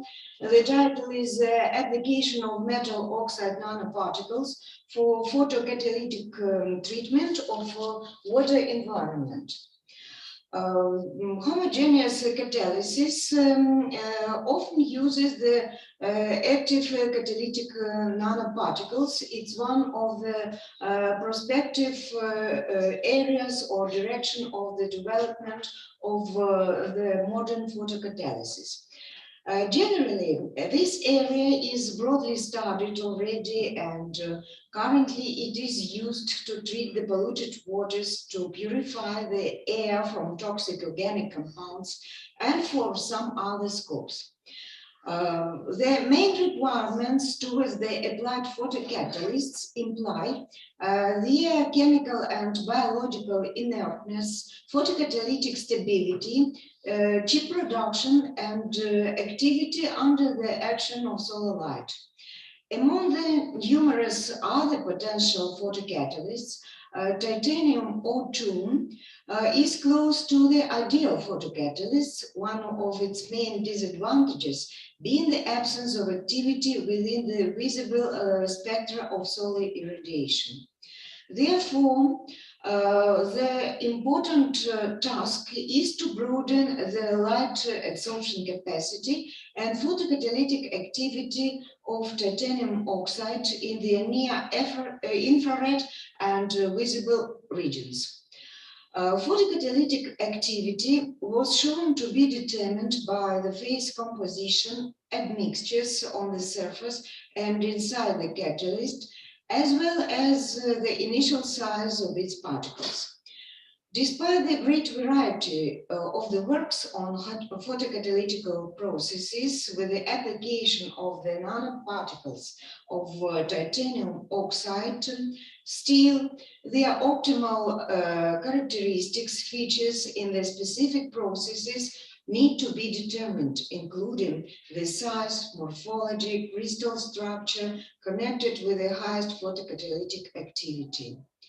Application of porous bearers, which are only active under the UV irradiation and have inside the pores the particle that are activated under the irradiation, with a wavelength between 400 up to 800 nanometers, looks a rather prospective area of works.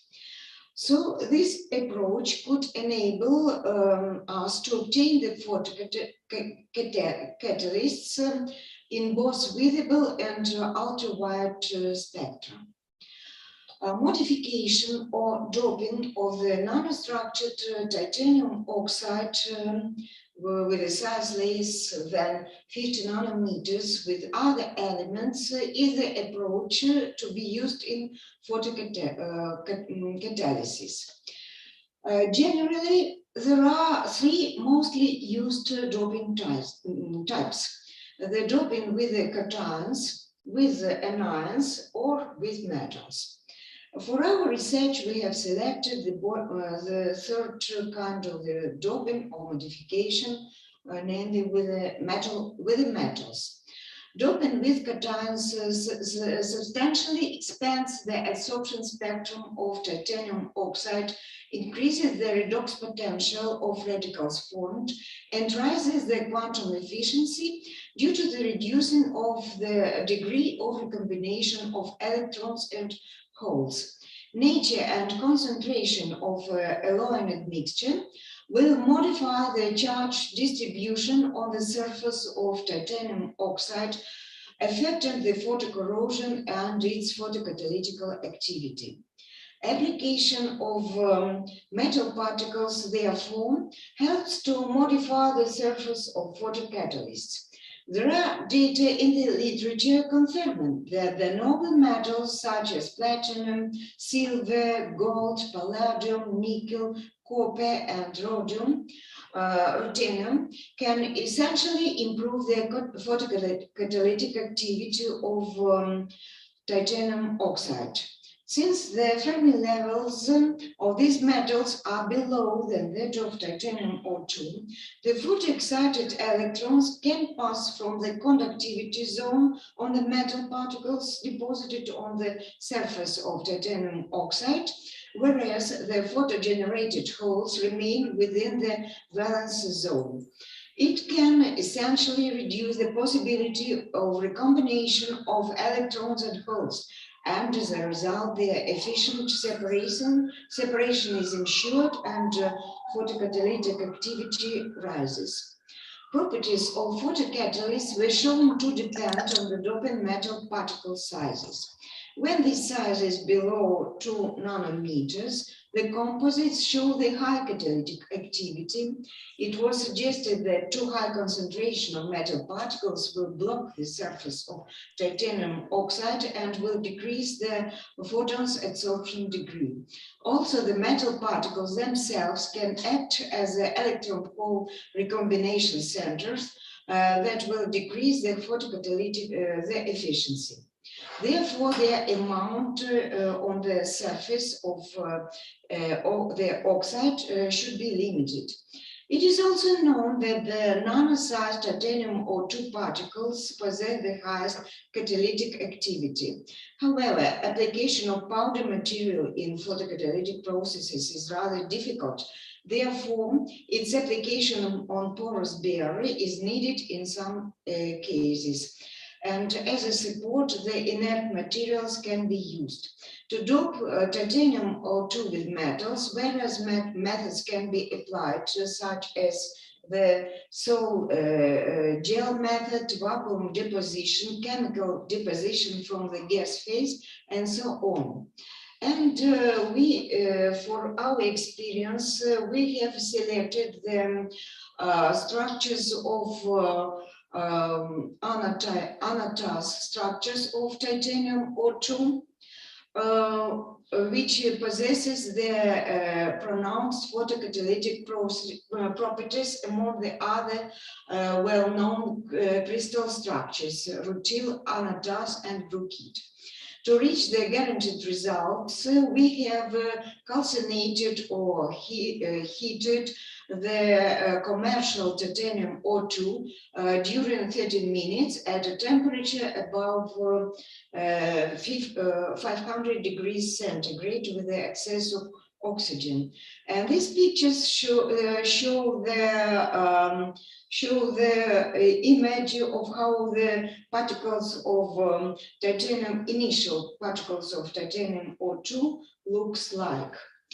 For our method of modification or doping of particles of nano-sized titanium O2 particles with noble metal, we have selected the chemical catalytic reduction of metals from water solution of their complex salts under the action of reducing substances. The process thus elaborated includes three main stages. For three main basic stages with washing stages between them. The main stages therefore involve a combined sensibilization activation treatment of titanium O2 particles in view to obtain the active surface. The second stage is the application of polymetallic coating on treated surface with the help of reducing solution following the chemical catalytic method. And three, treatment of the deposited metal layer in the weak acid solution. Here on this slide, you can see the composition of the main working solution for the chemical catalytic processes. First, to the left, you can see the composition of the solution for the combined sensibilization activation of the inert particles, and to the right is given the work solutions for obtaining of nickel titanium layer. We have tested in our work several types of the coating layers and coating solutions. And you can see on this slide the main solutions used to obtain the layers of nickel molybdenum, nickel wolfram, and triple alloy nickel molybdenum wolfram on the surface of the used nanoparticles. Also, we have elaborated for our tests, for our experiments, the special laboratory set up, because we were dealing with the fine nanoparticles of extremely small size. Therefore, our purpose was to obtain the coating of the metal on their surface, a non-uniform coating. Therefore, we have used the specific laboratory setup that you can see, which design is presented on this slide.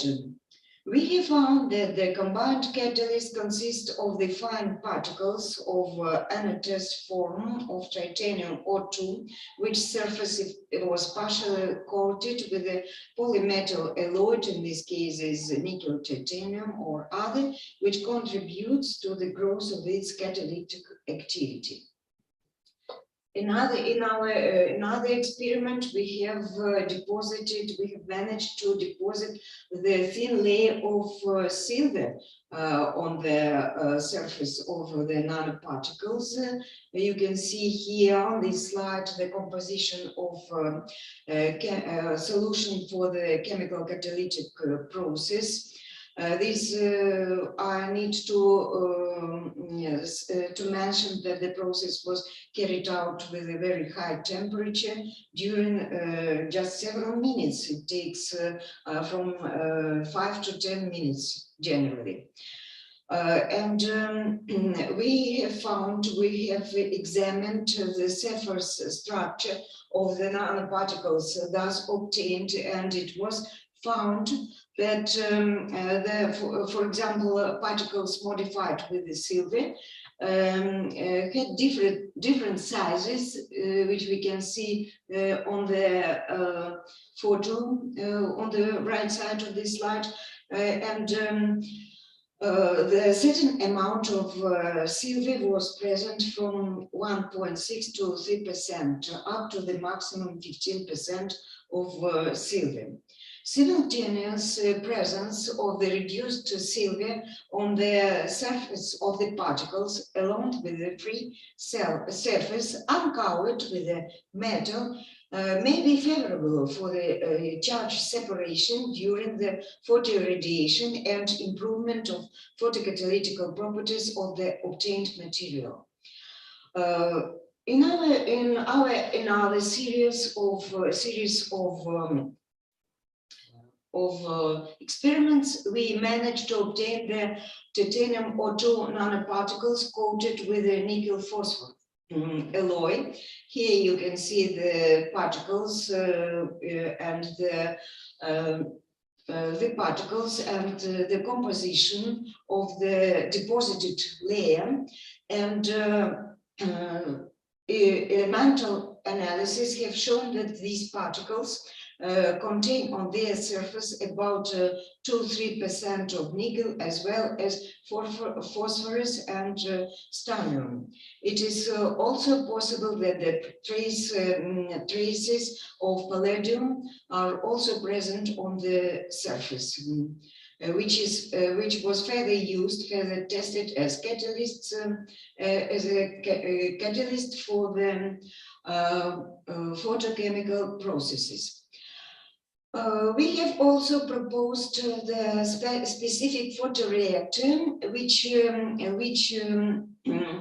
uses the special lamps for ultraviolet irradiation, high pressure lamps, and the special area in which the fine catalytic particles with the applied active layers are used.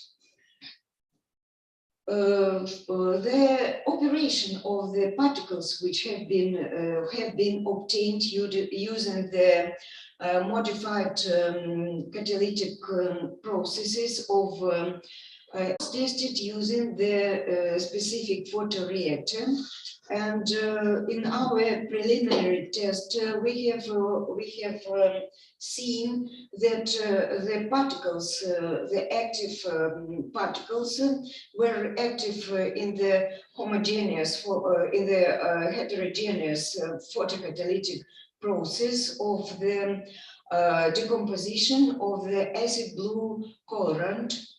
And of course, according to the knowledge, our knowledge that we have regarding these processes, due to the photocatalytic process, the active radicals are formed, and we have a combination of the homogeneous and heterogeneous catalysis here, and also using the special reactor which have been elaborated.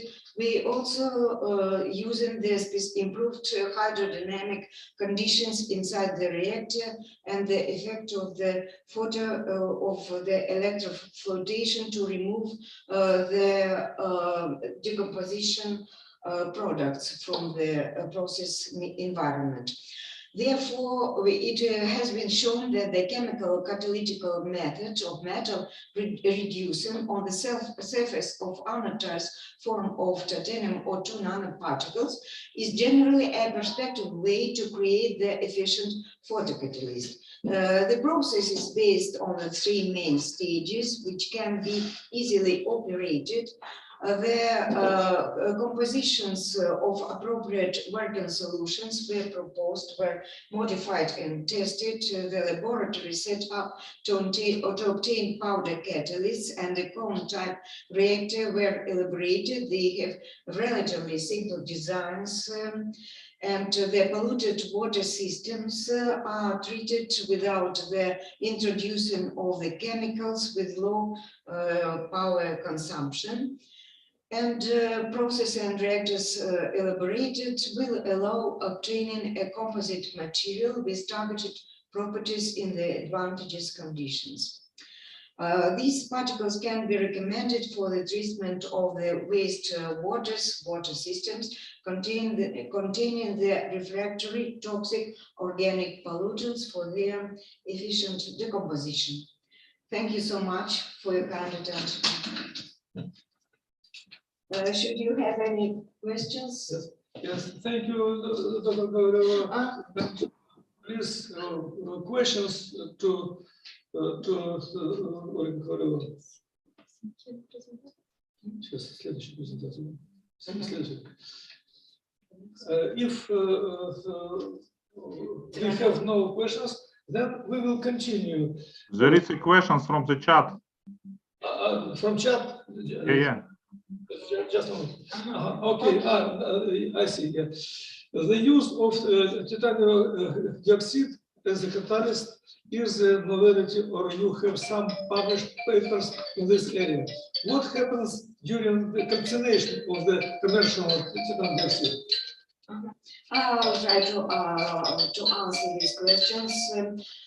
Generally, of course, the using of titanium O2 as a catalyst is not a novelty, and of course, it is already broadly used throughout and you can find you can find in the literature a plenty of publications devoted to this to its application. But what is a novelty of our work? We have proposed another one more method to improve its photocatalytical properties using another approach which has not been tested and proposed before us.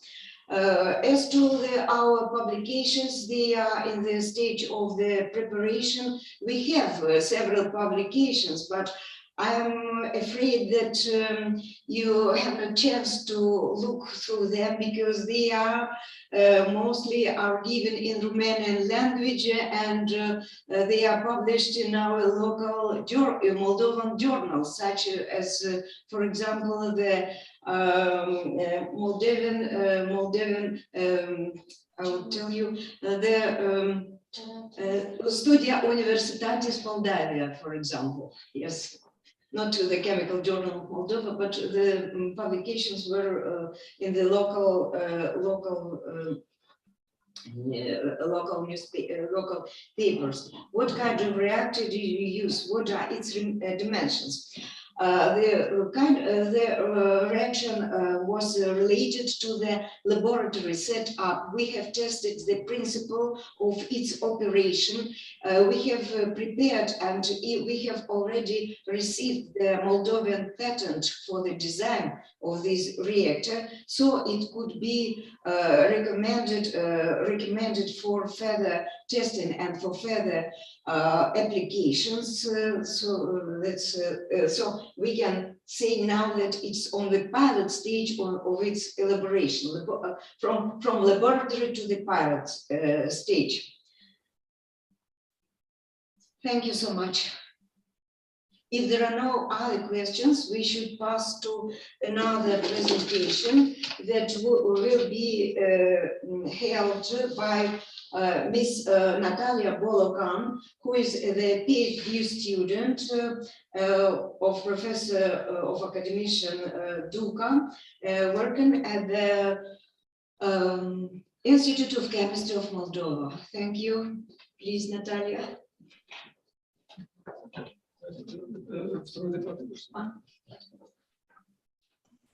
Hello, please tell me if you can see my presentation. Yes, it's okay. Yes. So, dear audience, I'm honored today to present you the work entitled Ketone Tautomerism and Geometrical Isomerism of Dihydroxyfumaric acid. It's a DFT study in gas and water. So first, I'd like to mention that dihydroxyfumaric acid is an organic acid formed from tartaric acid by dehydrogenation or slow oxidation, and it's a proven intermediate in the cycles of dicarboxylic and tricarboxylic acids, and it's an important intermediate in vegetal and living organisms. So dihydroxyfumaric acid recently became a molecule of interest in the scientific world, mainly due to Moser's proposal that glyoxylate and dihydroxyfumaric acid could have served as primary molecules in the synthesis of organic macromolecules in the constraints of prebiotic chemistry. And besides that, our previous investigations showed that dihydroxyfumaric acid and some of its salts and derivatives have wide practical applications and may be successfully used for the enhancement and preservation of wines, as inhibitors of nitrosamines formation, and as well as efficient scavengers of DPPH and BTS free radicals. But we have to say that in spite of this interest, to the best of our knowledge, to date, there are no published theoretical investigations of dihydroxyfumaric acid conformational isomerism and tautomerism. And in this context, the present research was undertaken to provide valuable data for further use in both theoretical and practical areas. So as you can see from the formula, in the case of dihydroxyfumaric acid, various conformations are possible for the two tautomeric forms due to the intermolecular rotations along the single carbon-carbon bonds, and also due to the possible syn and anti-peripheral orientation of the hydroxyl hydrogen with respect to the cation. Here, for example, we see the syn orientation, and this is the anti-orientation. So the calculated harmonic vibrational frequencies revealed that there are 22 inidiol forms and 23 ketoforms of the dihydroxyfumaric acid, and here you have them all. The isomers were nominated and arranged from the most stable to the least stable according to the Gibbs free energy calculations. So we have from E1 to E22 and from K1 for the ketoforms through K23. So the electronic energy, enthalpy, and Gibbs energy of each of those 45 isomers were calculated, and using the energy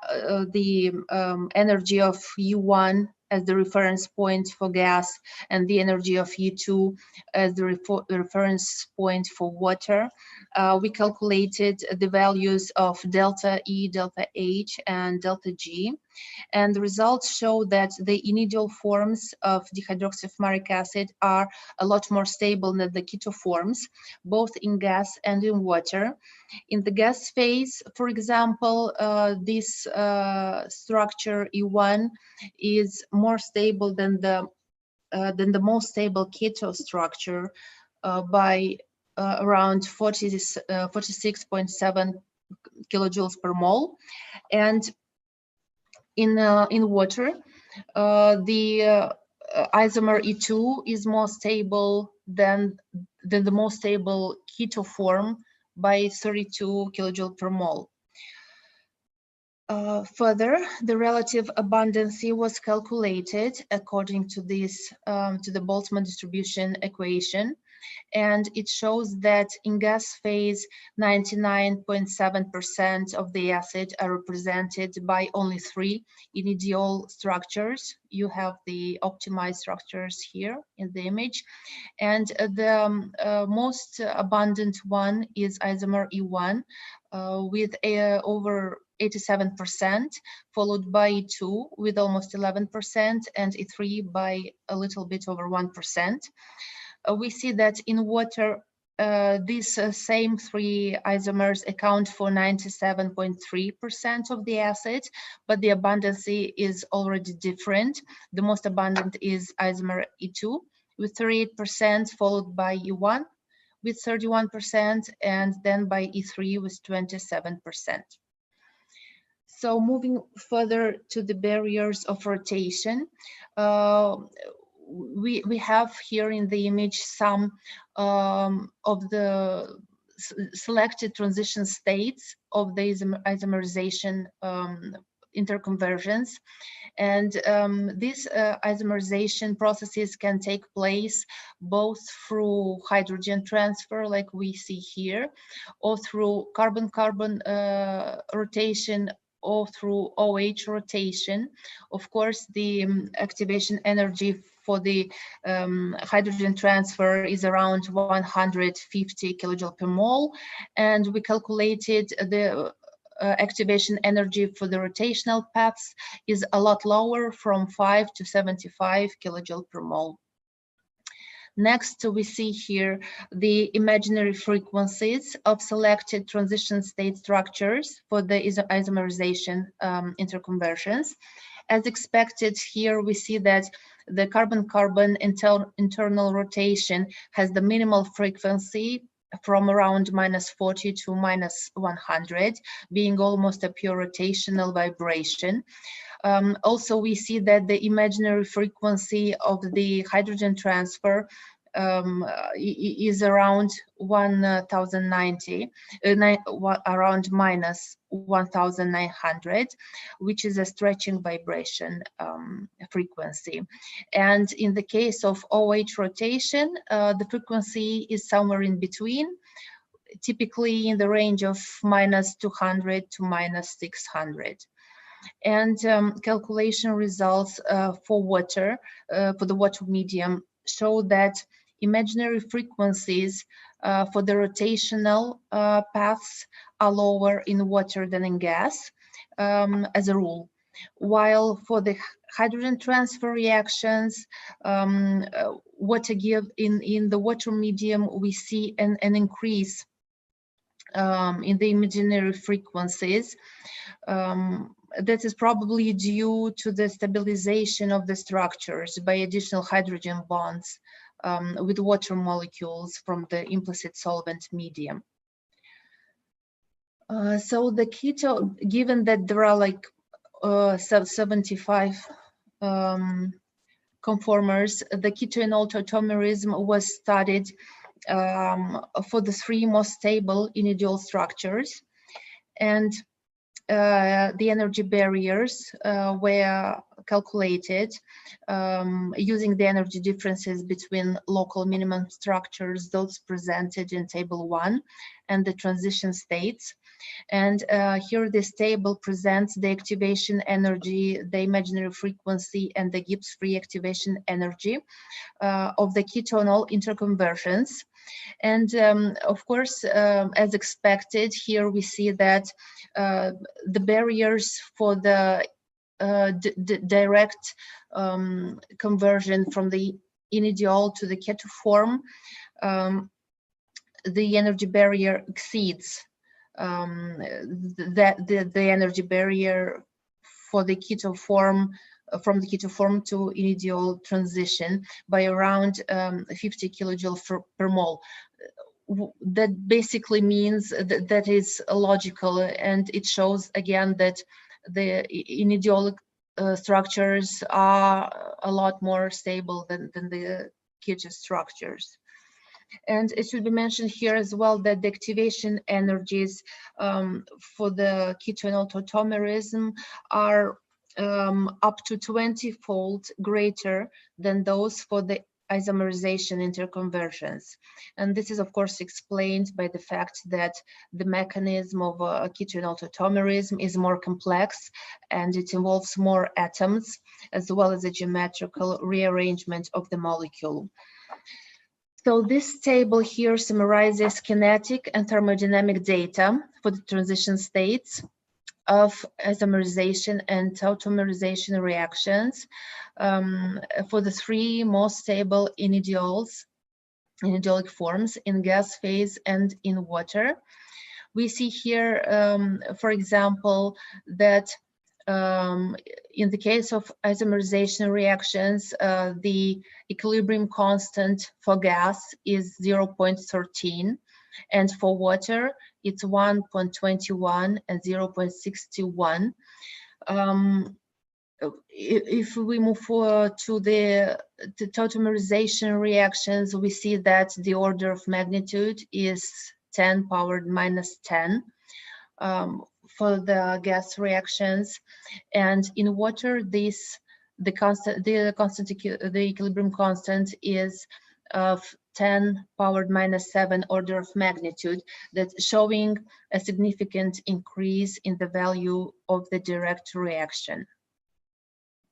So in conclusion, I'd like to briefly mention that for the first time the isomers of dihydroxyfumaric acid were theoretically identified, and their geometrical isomerization and tautomerization was studied at the B3-lip level of theory.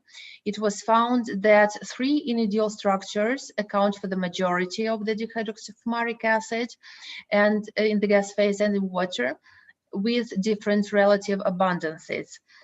Isomerization and tautomerization reactions were theoretically studied, and a variety of thermodynamic and kinetic parameters were calculated. And also, I'd like to add here that this valuable information will be used in further studies regarding the interaction between dihydroxyfumaric acid and its derivatives with various radicals, free radicals, in order to elucidate the most probable mechanism of reactions. And here my presentation ends, and thank you very much for your attention.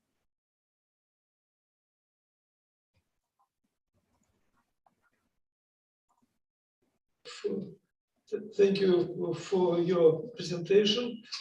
Questions to Dr. Balakan? May I ask the question? Yes, yes, of course. Yes, I have small question. As I understand, you take in account the water as some continuous model, yes? Not by the separate molecules. The question is, why not? Because in principle, you can have some hydrogen bonds with surrounded water molecules, and these bonds can change maybe the thermodynamics of your process.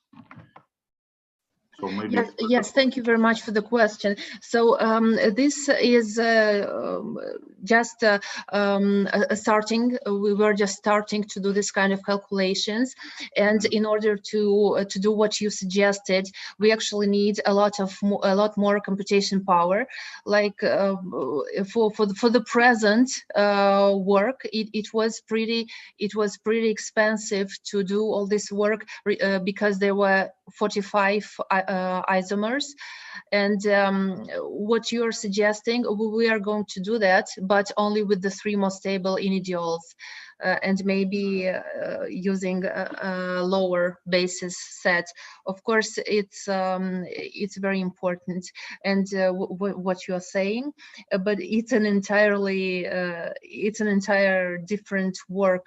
Here we used the SMD model, just to start, just to see which isomers should be taken into account in further studies, because it's impossible to take them all, the 45.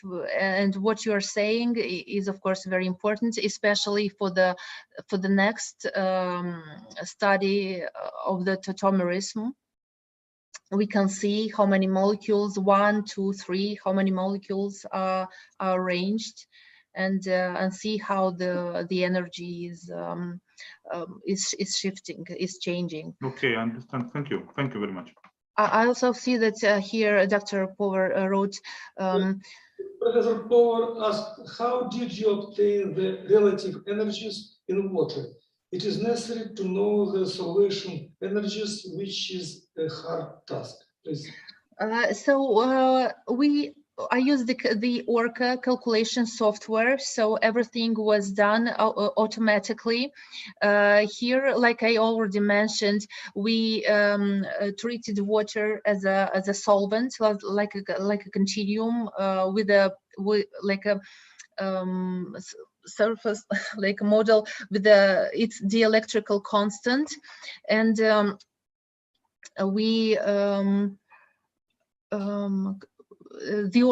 use the Orca software to have some powerful supercomputers. I agree with this. We work with the computers that we have. Otherwise, they are very approximate. Well, the basis set that I used is actually a very good basis set. I think it's I didn't mention it here, but it's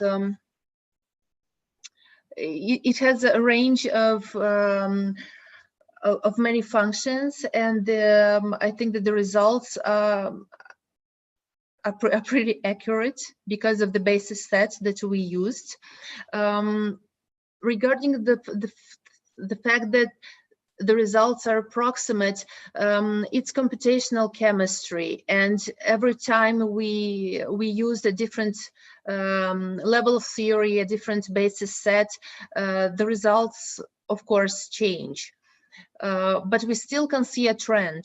We can see a trend regardless of the basis set used. We can say that the three individual structures are the most stable ones, and I think it's the results are pretty much informative. What is the usefulness of kinetic and thermodynamic data obtained?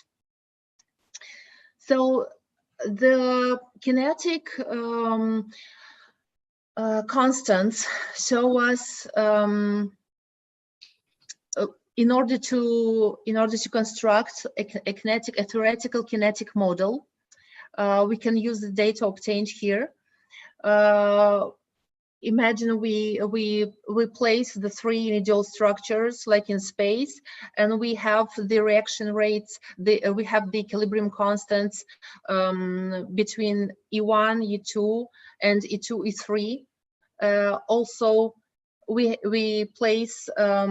We can place the ketoforms around, and this is important to understand which isomers are more stable in gas, in water, in methanol, in other mediums, because when we further move on to studying the mechanism of reactions with free radicals, we can already base on the data that we already found here.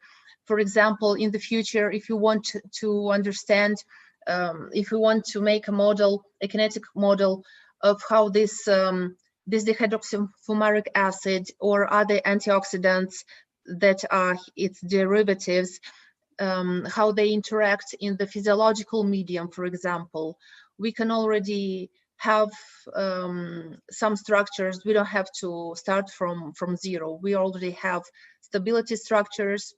We can further build on this knowledge. Okay, tell me if this is enough. Thank you very much for your presentation and exhausting answers to all questions. Now we shall follow our program, because the next lecture is already waiting. Dr. Viorica Parvulescu, Institute of Physical Chemistry, Romania. Please, will you share your presentation entitled Redox Properties and Catalytic Activity Relationship in Methane combustion for platinum serioxide titanoxide supported by catalysts. Please, Dr. Parvulescu, you're welcome. Please switch on your microphone. Your microphone.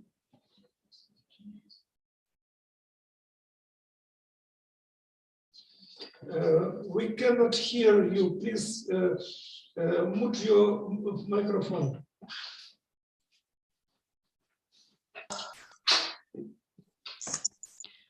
Okay. Hello, everyone. It's okay?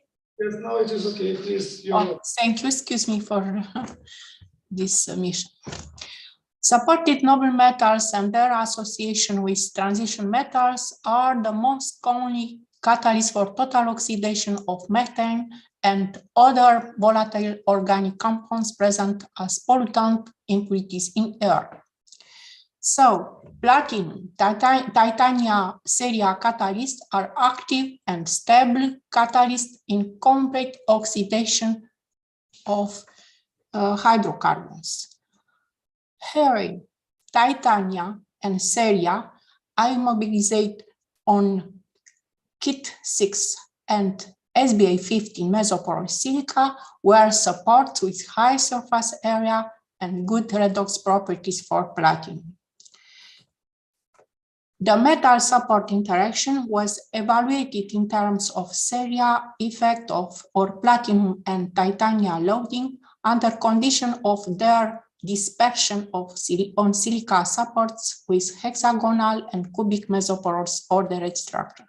Effects of these factors on catalytic activity were evaluated in methane combustion.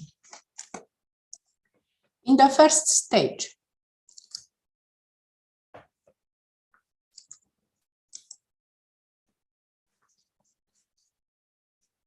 kit 6 with 10, 5, 10 and 30 titanium percent, and SBA 15 with 5% of titanium were obtained by direct synthesis. This the obtained solids were used after for immobilization of two steps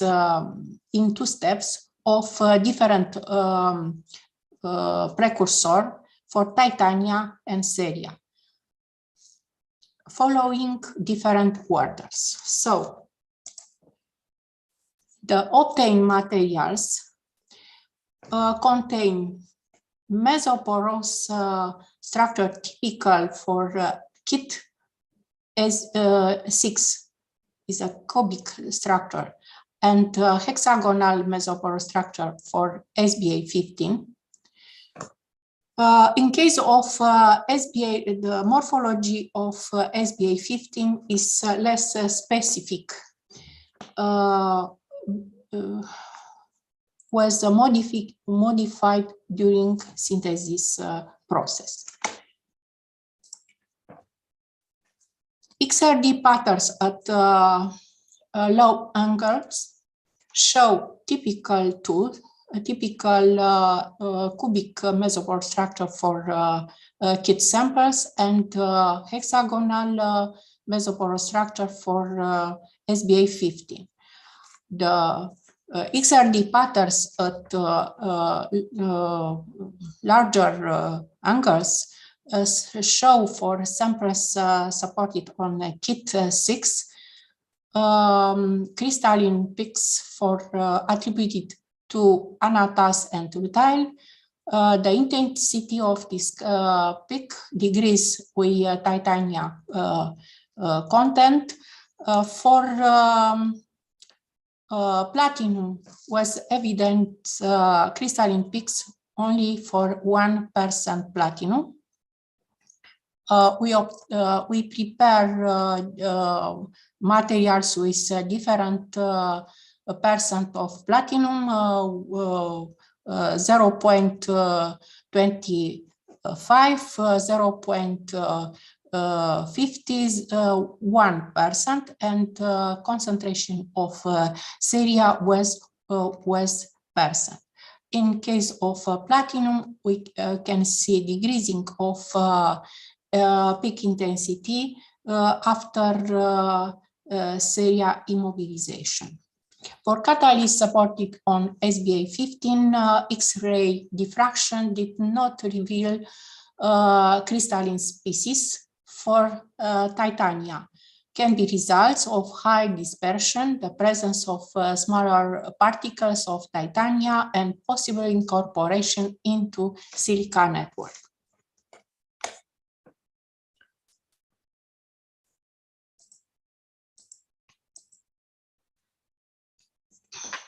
XPS spectra show on the surface the presence of 3 different platinum species, titanium and ceria in 2 oxidation steps. We can see the effect of titanium loading on platinum metallic platinum concentration on surface. The concentration of metallic platinum increase with increasing of titanium loading. presence of Ceria degrees platinum oxidation, platinum metallic concentration on the surface. For the catalytic reaction, it's very important the variation of rate between platinum 0 and platinum oxide. For catalytic reaction is very important the presence of Ceria in 3 oxidation state, because can be the presence of this kind of Ceria can be correlated with oxygen vacancies on the surface. For samples supported on SBA 15, XPS show similar species. Difference was observed for titania species and also on the percent of each platinum species.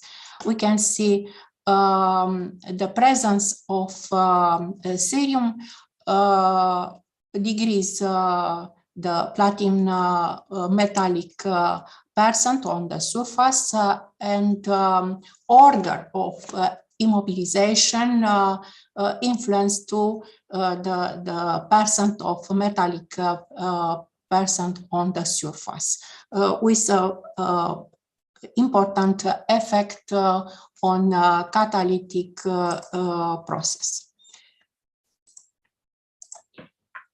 Reducibility of catalyst supported on kit 6 was evaluated by hydrogen TPR method. We can see the increasing of the reduction possibility when was immobilized titania and Ceria influence reduction.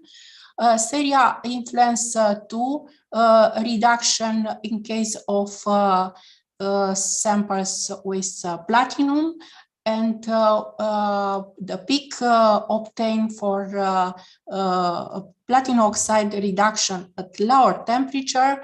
For this peak, we can see a lower shift to higher temperature. Reduction of Ceria titania was observed at a higher temperature around 500 degrees. Hydrogen chemosorption results show significant effect on dispersion of titania loading. The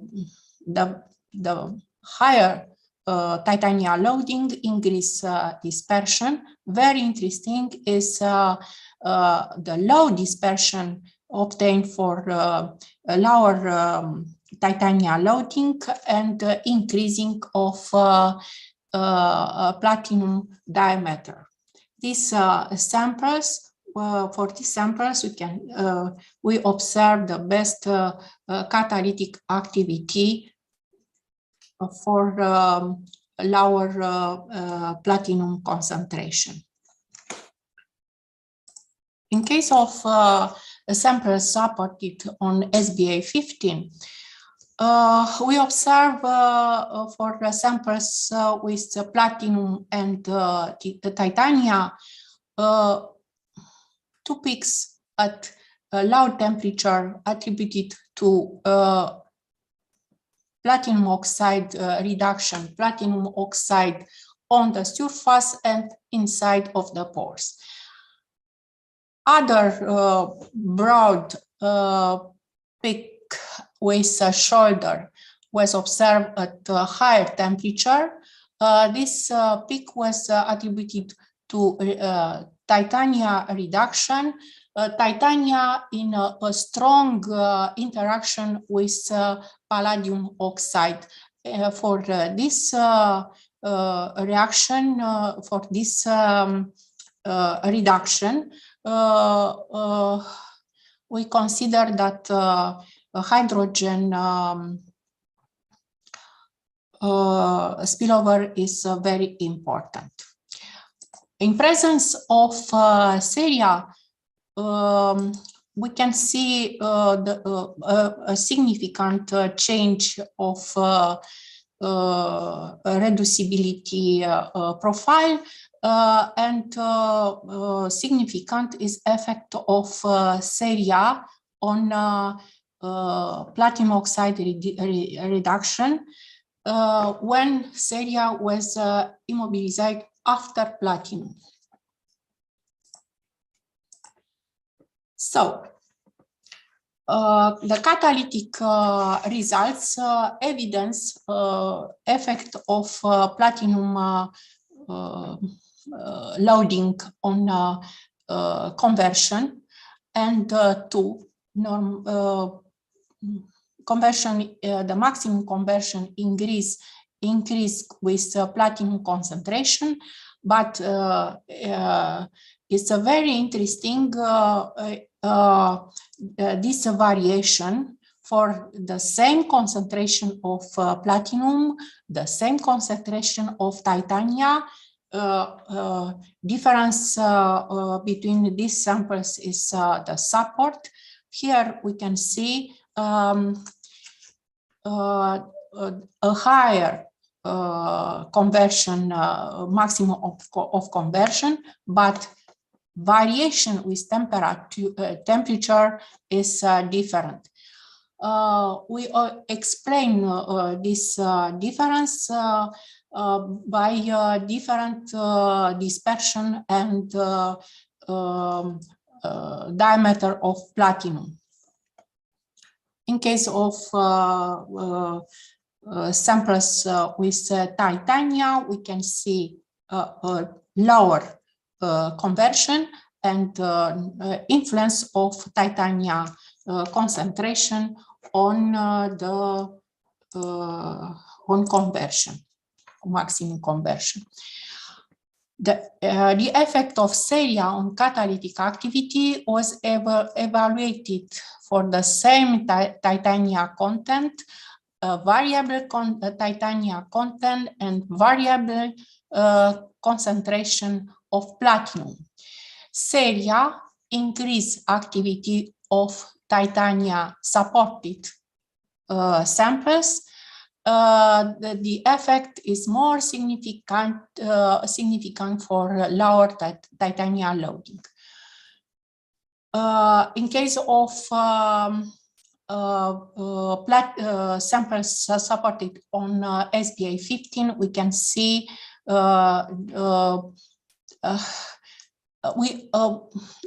an insignificant effect of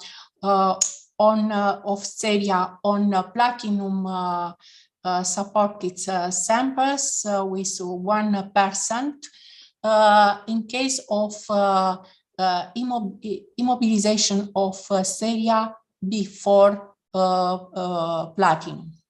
The maximum conversion is the same, 100%, but variation is different with this sample. Explanation was to the dispersion and diameter of particles. So for this reaction, we propose three-step. In this reaction is very important dimension of particles and dispersion of platinum and titania too. The importance of oxygen vacancies for this kind of reaction is too very important. Finally, in conclusion, high conversion was obtained for samples with platinum we obtain for 1% platinum concentration the best results. Effect of metal supports interaction synthesis method, titania loading, and serial immobilization of platinum species are very important. Seria increases the dispersion of platinum, decreasing the crystalline phase of platinum and modified dispersion on support. We observed a synergistic effect of all of these properties on catalytic results. Variation of platinum metal and titania loading with order of serium immobilization led to a variation of conversion in the methane oxidation. And finally, thank you very much for your attention. Thank you for your presentation. Dear colleagues, I would like to ask you, please, will you follow the time? 15 minutes report. We have already our program exhausted. We have time for one short question, and then we shall follow to the program. Question of Professor Power. Are there some common points between your catalytic system and the system presented by Dr. Kovalyova? Or is it some common interest in order to collaborate? Yes, yes, it is interesting for collaboration, but I have many in the chat. I have many questions. I don't know if I can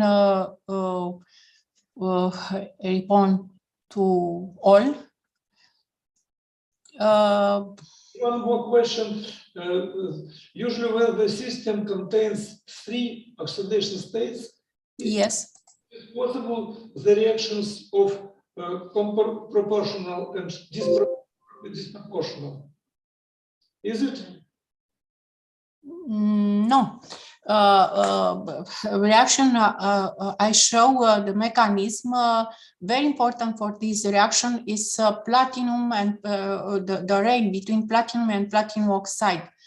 The influence of and in reaction we see that platinum, the third kind of platinum species, platinum hydroxide, isn't good for reaction. Only, this is very important, the presence of platinum metal and platinum oxide. And the rate between these influence the reaction. The presence is very important, the presence of titania and ceria, because they influence this molar ratio, platinum oxide. Okay, thank you. Thank you once again for presentation and answer questions. And now we will go to the next presentation. We have 3 more lectures. That's why I ask to reporters, please, will you respect the time? Not more than 12 minutes presentation, 3 minutes for questions. Dr. Khatice Eser Okten, Technical Economic Assessment of Electrochemical Processes for Sustainable Removal of Methylene Blue. Please, 12 minutes presentation, 3 minutes for questions. Okay, sure. Can you hear me, Professor? Yes, yes, perfect. We can see your presentation and we can hear you. Please. Yes. So yeah, okay. Many greetings from Turkey. We are a group of researchers from Izmir Institute of Technology. And as the professor kindly recited the title of our presentation, we have studied the electrochemical process for removal of methylene blue. So why methylene blue is a problem? It's a component of textile wastewater, and textile wastewater discharges is a big environmental problem. So we need to get rid of the methylene blue as a model dye, so we would be able to go on and for the future stages of our research, work on the textile wastewater. So I would like to pass these a little bit fast so that we can talk about what we have done actually. So textile wastewater treatment technologies are listed as adsorption, coagulation, flocculation, ion exchange, constructed wetlands, and reverse osmosis. Of course, these have certain advantages and some limitations. So we were looking at the electrolysis as a method for getting rid of or for the degradation of methylene blue as a model dye.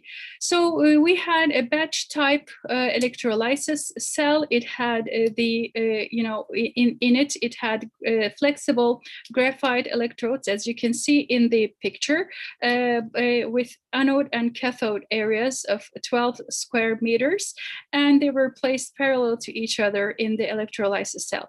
What we were expecting in electrolysis cell was when we applied a certain potential, yes, here it is. When we apply a certain potential, the water would be split, and then some energy would come out, and some radicals and redox reactions would occur in the cell.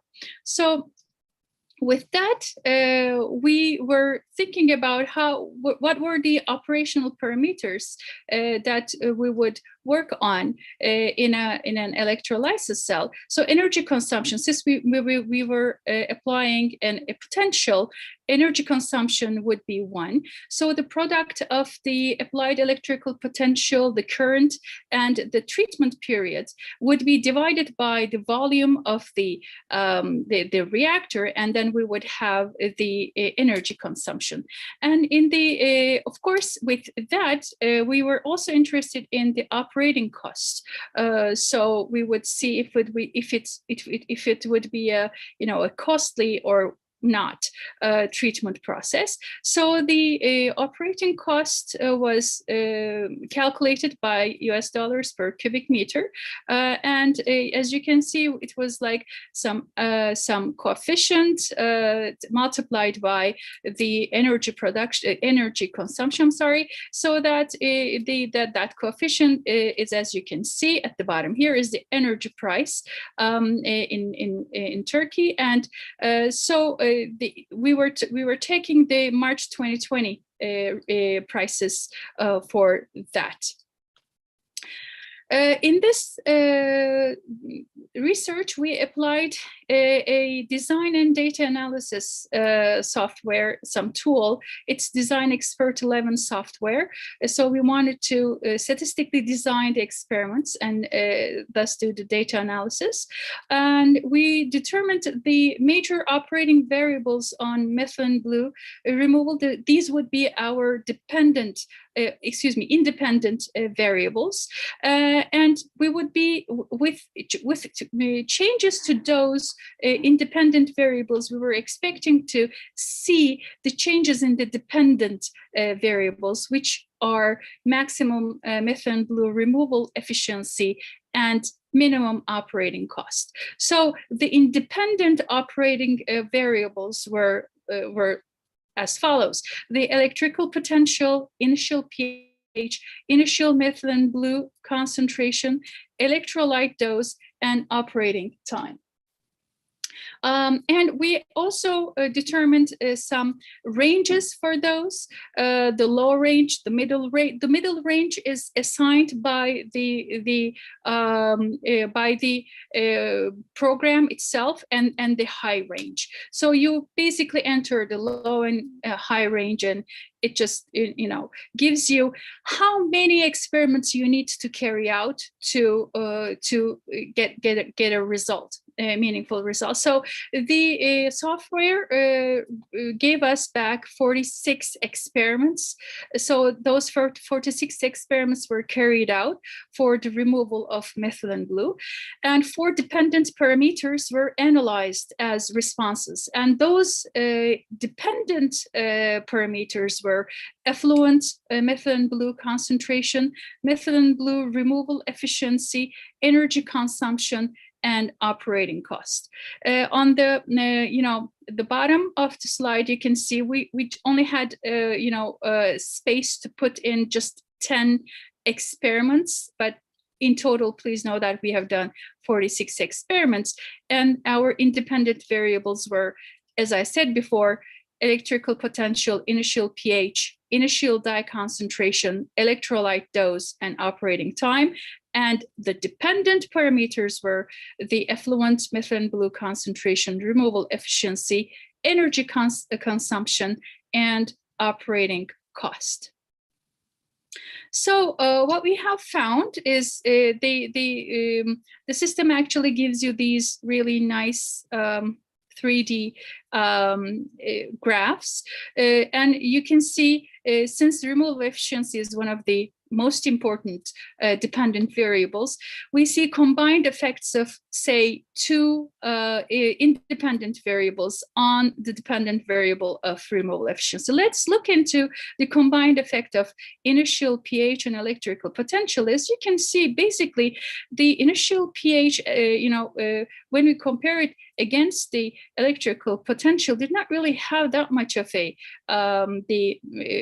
effect on the removal efficiency, that much effect. The removal efficiencies were like 78.8% at electrical potential of 3 volts and initial pH of 4, and 99.2%. There was our maximum at electrical potential of 7, which was our maximum applied electrical potential, and initial pH of 10. But as you can see from the 3D, which you can see from the 3D, the graph. Also, when we look into the combined effect of operating time and electrical potential, basically increases in operational time and applied electrical potential maximized the methylene blue removal efficiency, which was basically very much expected. I mean, in an electrolysis cell, if you maximize the electrical potential and if you give it, say, an infinite amount of time, of course, it's going to be degraded.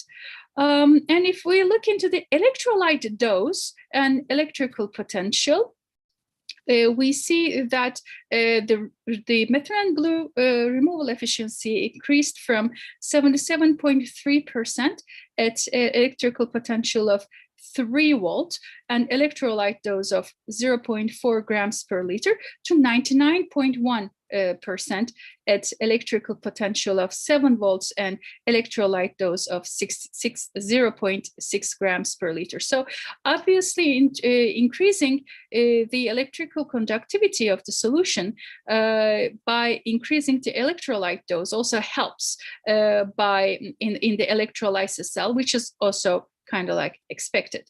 And if we look into the effect of electrolyte dose and effect of operating time with their combined effect, we see that the operating time becomes important at low electrolyte dosages, removal efficiencies being 63.5% and 95.5% for operating times of 30 and 90 minutes, respectively, at low electrolyte dosages.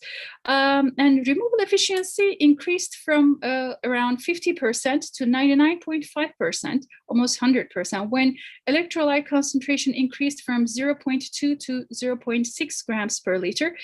When you fix the operating time to 60 minutes. So that's also a good result. So we believe that this is due to increasing of both the production of some strong oxidative species at anode surface and electrical conductivity of solution by adding up the electrolyte. And when we look into the operating cost evaluation, the operating cost increased with increasing electrical potential, because that means that we are using up more electricity. The operating cost of the system was significantly decreased from $0.04 to $0.009 per cubic meters, with a simultaneous decrease in electrical potential and operating time from 5 to 3 volts and 60 to 30 minutes, respectively. And no significant change in operating cost of the system under the combined effects of initial pH and methylene blue dye concentration and initial pH and electrolyte dose was observed for those dual combined effects. What we have found is the optimum operating conditions were found as the initial pH being 4, electrolyte concentration being the maximum that we have used, 0.6 grams per liter, electrical potential being 3 volts, and operating time 30 minutes. And for the initial methylene blue concentration of 26.5 milligrams per liter, we have almost degraded all of it. The methylene blue removal efficiency was 99.9%, and the energy consumption was 0.178 kilowatt hours per cubic meters, and the operating cost for the optimum conditions was found $0.012 dollars per cubic meter, 1.2 cents per cubic meter. And the conclusion, well, it's an effective solution for methylene blue removal. So it has, a potential for, application in the textile wastewater. But of course, in the textile wastewater, we have many more different dyes and other components. So that has to be checked or reproduced there too. So there was a significantly positive effect of electrical potential and electrolyte concentration on methylene blue removal efficiency, and the combined effects of operating time and electrical potential and electrolyte concentration had a positive effect on methylene blue removal efficiency, while the other combined effects, the dual effects, did not really have a considerable effect on the removal efficiency. And furthermore, the electrical potential was found as the most effective parameter on operating cost of the system. So this was our preliminary study and the results from the preliminary study. Thank you so much for joining in and listening to this presentation. So I think I will now stop sharing and look into the chat section if there are any questions. Thank you very much, Dr. Khatice, for your presentation. Yes, sure.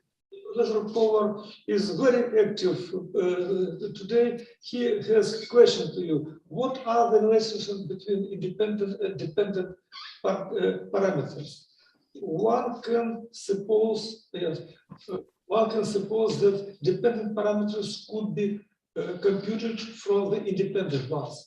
Oh, we thank Professor Povar for his really productive and supportive comment and also question. Thank you so much. So yes, the independent parameters are the parameters that are intrinsic for the studied setup. And the dependent ones are the ones that are related to the research question that we're asking, like how much efficiency is going to be, achieved, and what the cost will be. So those are the two most important dependent variables, and they are closely dependent on the energy consumption and what governs the energy consumption and so on and so forth. I hope that I can answer. Thank you. Thank you once again for your presentation. And Sorry, can I ask the small questions? Of course. Hi. Yes, thanks for nice talk. I have a question, maybe remark to your Of presentation. course. You calculate the operating cost based on the removal of methylene blue. Exactly. Yes. Yes. Removal. Yes. But in this case, you also have byproducts of oxidation. That's which true. Also could be harmful. So what do with this fact? So I think you better to reach mineralization. Not Exactly. only removal. You are so right, Professor. You are so right. We haven't done an ecotoxicity test on our product water. So that would also should be done. You are so right, because it's another study, but it was about the ozonation of textile wastewater. We have found that the ecotoxicity of textile, the ozonated textile wastewater had some ecotoxicity, not due to the chlorine content, but trace bromine content in the salt. So see, you are so right. That is a very important remark to make. Thank you so much. Okay, thank you very much. Thank you. once again for your presentation and answer to all questions. Thank you. Thank you. And then we will switch to the next presentation. Dr. Tatiana Kuznetsova from Belarus Institute of General and Organic Chemistry of National Academy of Sciences, Belarus. Please, will you share your presentation? Silica, cellulose, hybrid materials, and microporous silica products via Zorgen mineralization. Please, you're welcome. Switch on your microphone. Your microphone mute.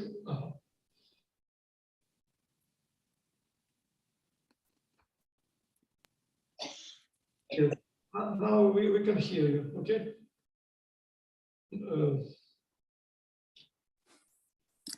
Now, are you hearing me?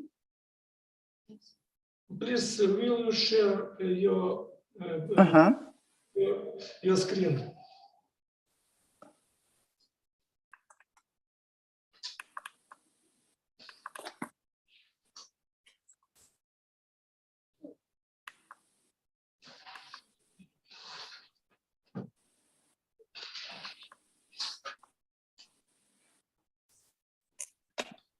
Now it is on the screen. Yes, please.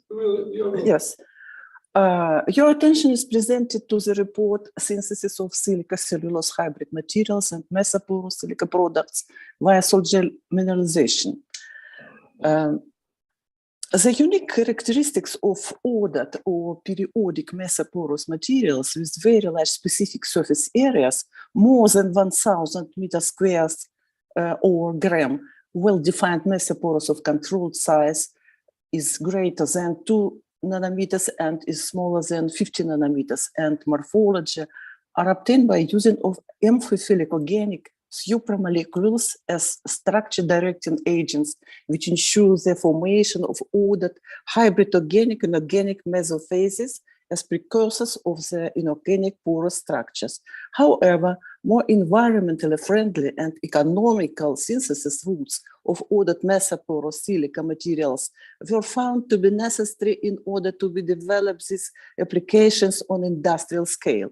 Synthesis of ordered mesoporous silica has been considerably developed with the objective of optimizing the chemistry and the processing aspects of the material synthesis. In this report, the main strategy developed with this aim is presented and discussed. Silica cellulose hybrid material preparation. Mesoporous silica was synthesized by salt gel mineralization using the nematic liquid crystalline templates consisting of partially ordered suspensions of cellulose rod-like nanocrystals, 145 by 13 nanometers in size. Suspension of cellulose nanorods were obtained obtained by acid hydrolysis of microcrystalline cellulose powder. For this purpose, microcellulose powder was dispersed in sulfuric acid of various concentrations. The suspension was kept at 20 and 45 degrees C for 224 hours. Then it was diluted by distilled water with vigorous stirring, and silicic acid was immediately precipitated with sodium metasilicate solution to pH 6, 8, and 10. The precipitate was separated and washed with water and ammonia sulfate solution. The samples were dried at room temperature and submitted for thermal analysis. After the thermal analytical study, stepwise calcination of the samples was carried out at 130, 200, and 600 degrees C for 2 hours. Various biomacromolecules and polymer colloids have been used as structure-directing agents of silica. They include polysaccharides. Cellulose is the most abundant natural biopolymer, which is renewable, biodegradable, and non-toxic. It is polysaccharide composed of beta-linked D glucose units. Its structure explains its characteristics properties, such as hydrophility, chirality, biodegradability, and high functionality. Figure 1 shows cellulose nematic phase used for template-directed synthesis of mesoporous silica. A schematic representation of the chiral nematic phase structure. B illustration showing the relationship between nanocrystal screw symmetry and helical pitch resulting from twisted close packing of nanorods. Table 1, physical absorption of nitrogen by fully mineralized silica obtained. In this table, we can see the values of specific surface area by BET, external specific surface area, and pore volume by BGH method, by single point method, and values of diameters. Table 2, physical adsorption of nitrogen by fully mineralized silicas obtained at various pH value during 1 hour. The acid promotes the solubilization of cellulose in the form of chains with a low degree of polymerization within 1 hour and an increase in the specific surface area. Glucose is produced according to a mechanism of two first-order pseudo-homogeneous reactions: cellulose, glucose, degradation products. Figure 2, isotherms of low temperature adsorption, desorption of nitrogen, and pore size distribution curves for fully mineralized mesoporous silica samples obtained on a cellulose template hydrolyzed with sulfuric acid for 2 hours at different pH values and H2SO for concentrations.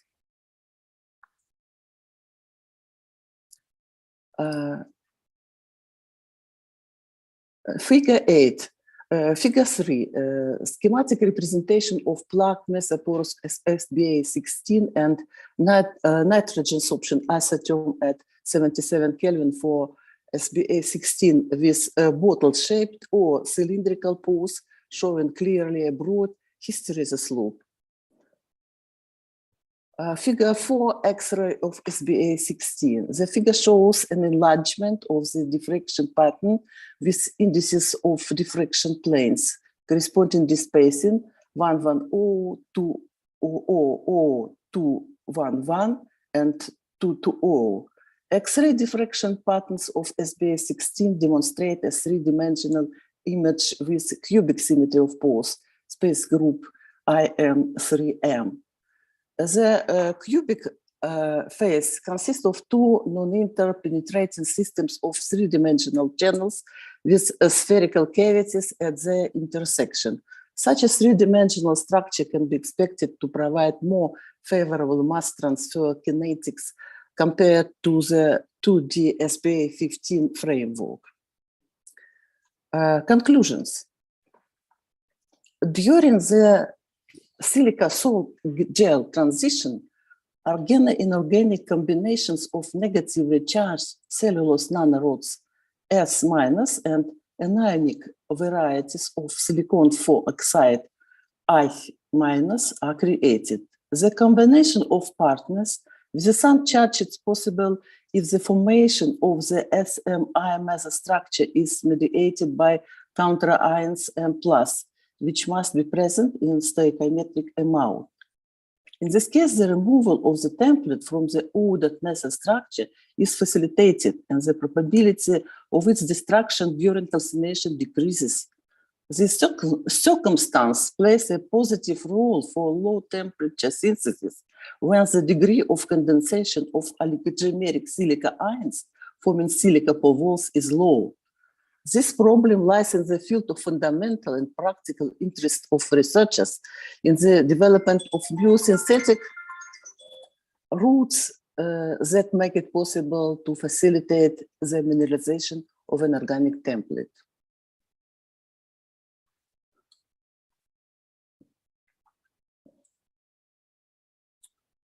Thank you for your attention.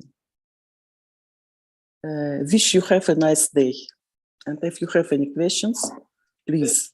And please email them to me also. Yes, yes. Thank you for your presentation. Any questions to Dr. Kuznetsova? Yes. Questions? Professor Power, you are welcome. Why did you choose just these two pH values? Please, will you answer? Two pH values. We have chosen two pH values because pH values are critical parameters during silica synthesis. Mm-hmm. Okay. Any other questions? If not, thank you. But why? But why? It is a good known fact that at various pH values, pore structure of silica differs very much. For example, pH 2 or 5, the structure is microporous, and pH more than 7, the structure mesoporous and mesomacroporous. Okay. What kind of silicon samples dominate? Species, silica species? Yeah, silicon species dominate. What do you mean, silica species? Silicic acid? Silicon species. Professor Power, what do you mean asking about domination? Silica species. What I don't understand. Silica species. It is various macromolecules of silicic acid. Depend much on the. Do you mean chemical composition?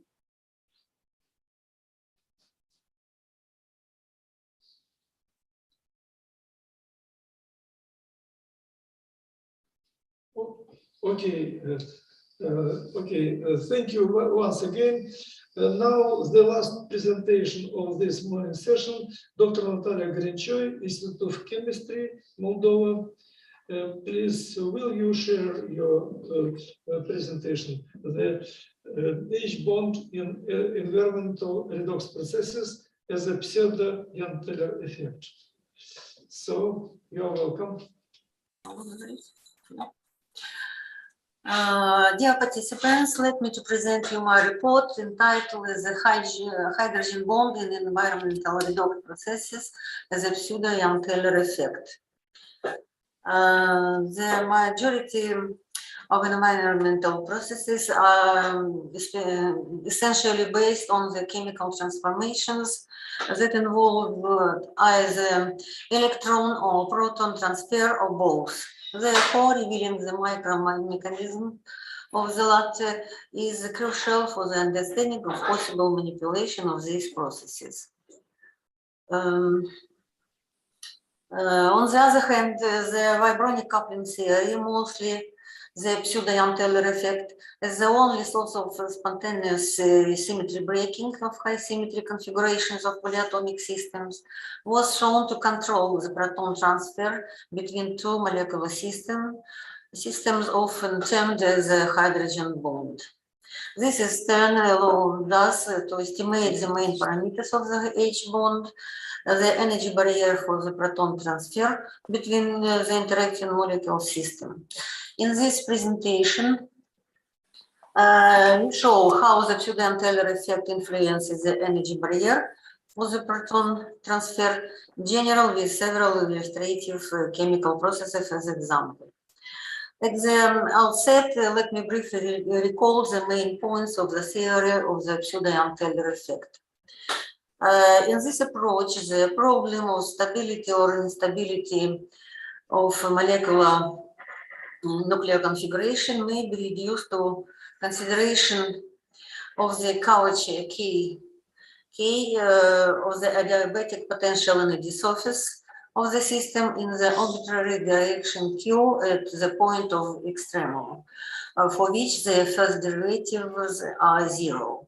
In the second order perturbation theory, with respect to small nuclear displacements, the expression for the Cauchy of the adiabatic potential of any molecular system in its reference states psi, electronic states psi0 can be written as the sum of two terms, equation 1.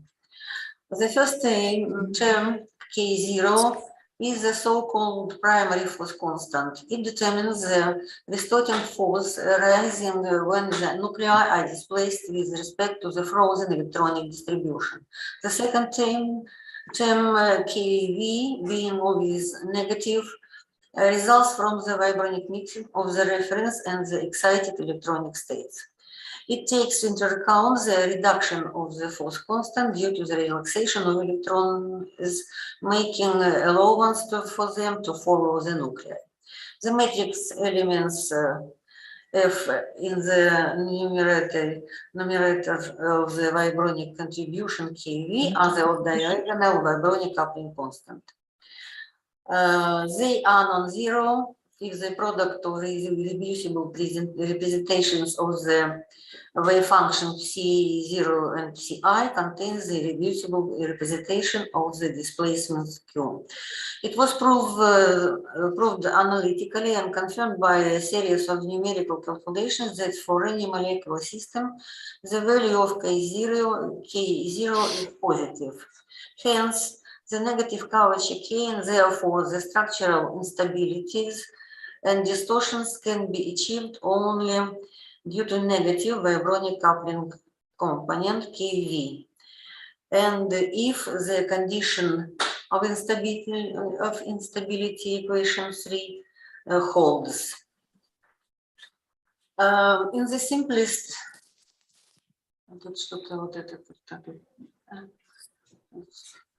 the simplest two-level problem, when only one excited state contributes significantly to the instability of the ground state, we get the following circular equation for the two states, equation 5.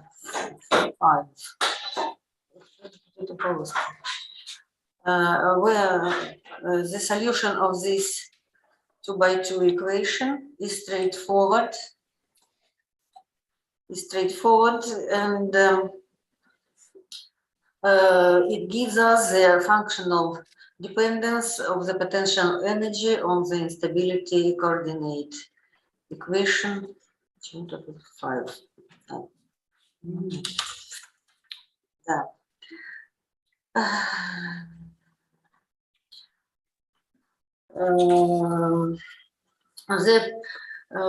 It is seen that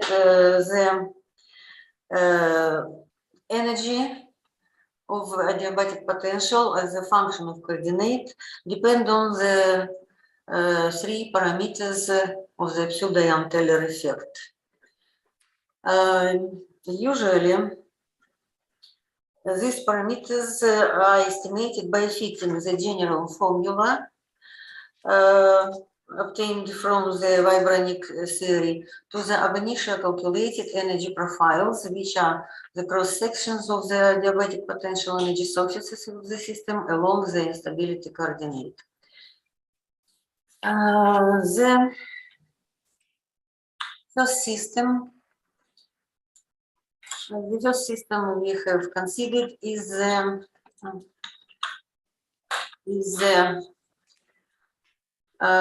B-fluoride anion. It was established both experimentally and by the benchmark quantum chemical calculations that this ion is linear and centrosymmetric in the gas phase, but in crystal structures, shifts of the proton from the midpoint are often observed. The main goal of the present study is to demonstrate that with increasing FF distances, the instability of the central position of a proton and the appearance of the double well adiabatic potential energy surface for proton transfer are due to the pseudo-Teller effect. The investigation of this system was started from the reference configuration of D infinity H symmetry. The geometry optimization has shown that its equilibrium nuclear configuration corresponds to the symmetrical position of H atom. No imaginary frequency is observed. At the same time, the vibrational frequencies analysis of the anion at increased fluorine distances indicates the presence of one imaginary frequency corresponding to the low symmetry sigma U type distortion, which is mainly associated with the displacement of the proton towards one of the fluorine atoms.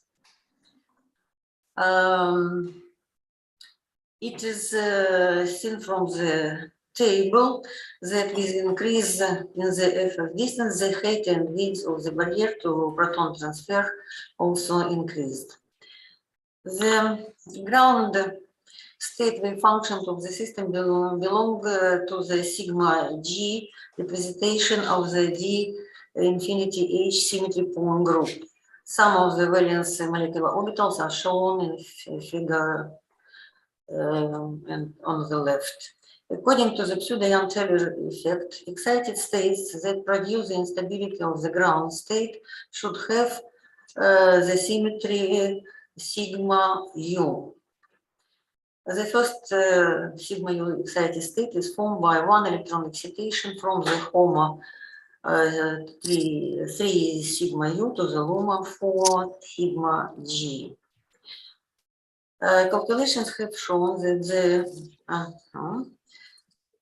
thus we obtain the two-level pseudo-Teller problem.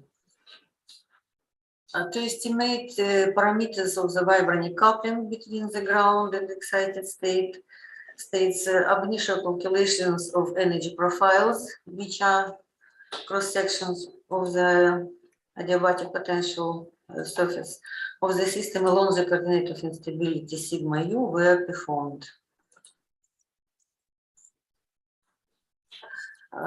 Results for several distances are shown in the table. From the figure, it is seen that at equilibrium The adiabatic potential is a single well one. That is, the proton is located in the middle between the fluorine atoms. Two other curves are the cuts for the increased fluorine-fluorine distances. It is seen that with increasing the symmetric D infinity H nuclear configurations becomes unstable with respect to displacement of the central proton to one of the fluorine atom. And the adiabatic potentials become the double well ones. The parameters were estimated by the fitting procedure mentioned above. It follows that hydrogen bond in hydrogen bifluoride can be described in the framework of the pseudo-Taylor effect. All calculated potential energy curves along the off-center proton displacement wholly coincide with those predicted from the general Wabernik theorem. It's only seen that the breathing mode that controls the FF distance between the two fluorine atoms plays a very important role in the proton transfer dynamic in such systems. The next task was to demonstrate the pseudo-Taylor origin of the proton transfer energy barrier in deprotonated and protonated water clusters. It is known that proton in liquid water interact with surrounding water molecules, forming the proton-centered molecular clusters in clusters of the type which can be stable or unstable. We have considered the 4 clusters in which 2 molecule waters, 4 and 6 water molecules surround the proton. Calculations have shown that all the considered proton-centered water clusters in the high possible symmetry configuration are unstable with respect to the nuclear displacement, leading to forming of the dihydronium cation and some water. Так, 14-17, да? Ну, можно поставить, сейчас я копию готовлю, поставлю. Вообще-то нажать. Unlike the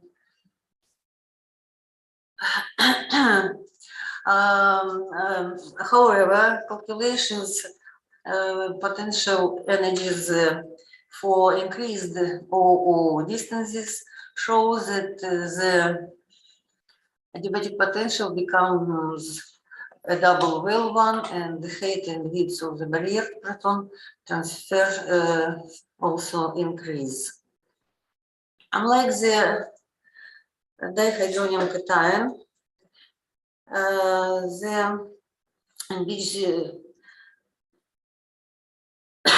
the cluster in which the Zundel cation is surrounded by 4 water molecules has a double well shape.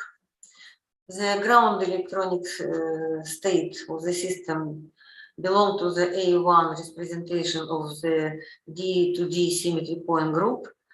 The out-of-center displacement of the central proton towards one of the oxygen atoms is a B2 type distortion. According to the pseudo-Taylor effect, only the excited states of the B2 symmetry contribute to the instability of D to D nuclear configuration. The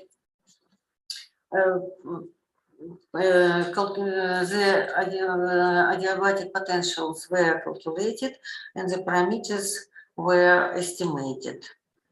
Thus, it was found that taken into account only the first salvation sphere around the Zundel cation in the cluster, leads to a double adiabatic potential in this surface along the hydrogen bond coordinate and to instability of the central position of the proton. Of the two fundamental structures involved in the proton transfer process in water, the deprotonated water cluster anion H3O2- is especially interesting because it involves in a strong low barrier hydrogen bond. The calculated structure of anion is shown in figure 9. The potential energy curve describing the displacement of the shared proton with the oxygen atoms fixed at the separation in the global minimum structure has a double minimum shape with a very low barrier, approximately 130 reverse centimeter. Optimize the we start our study with the nuclear configuration of C2H symmetry. Calculations show that this geometry is unstable with respect to two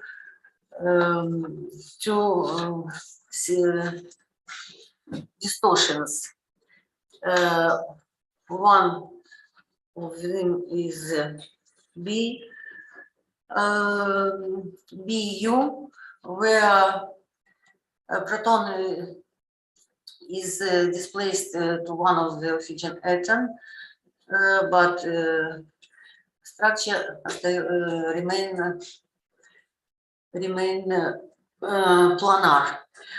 This configuration in its turn also is unstable with respect to the out of plane displacements of the atoms, and these two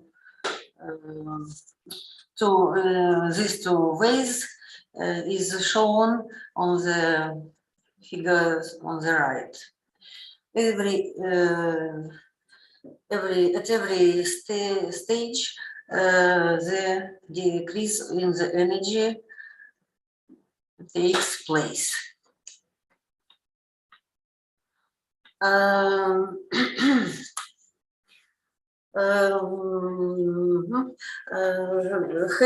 determined the excited states which are active in the pseudo-young Taylor effect, and having calculated the corresponding cuts of the adiabatic potential surfaces, one can obtain analytical dependence of the energy on the corresponding distortion by applying the fitting techniques discussed above. Thus, the equilibrium structure of C1 symmetry can be realized in two ways.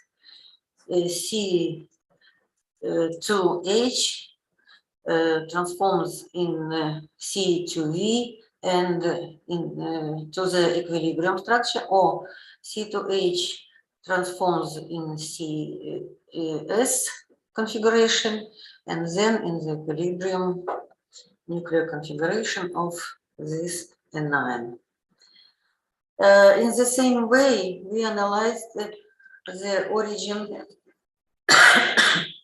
of the energy barrier to proton transfer in two protonated dimers in proton bonded two botanon molecules and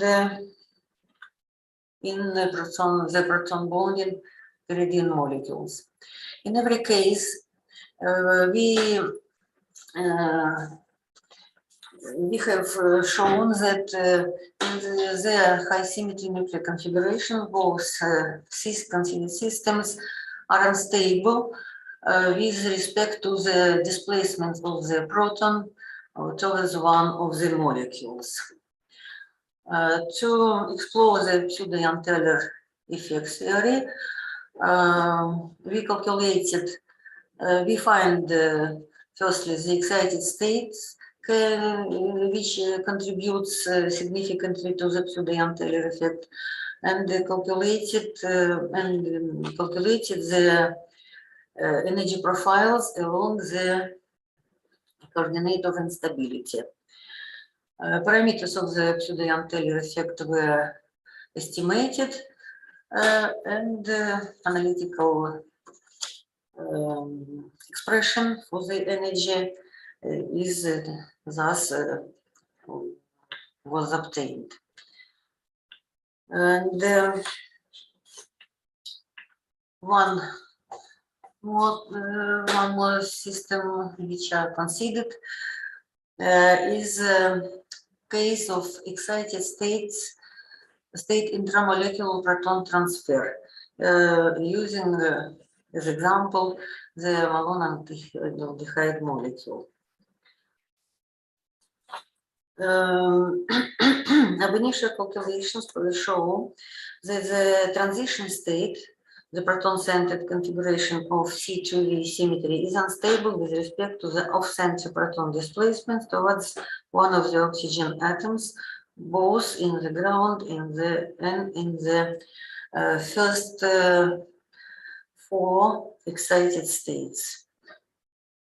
The singlet and triplet excited states of B2 symmetry are formed by pi one electron excitation from the highest occupied pi molecular orbital of B1 symmetry to the lowest unoccupied p orbital of A2 symmetry. The n-pi excited states the B1 symmetry excited state correspond to excitation from the oxygen lone pair orbital to the lowest unoccupied molecular orbital. It is n-pi excitation.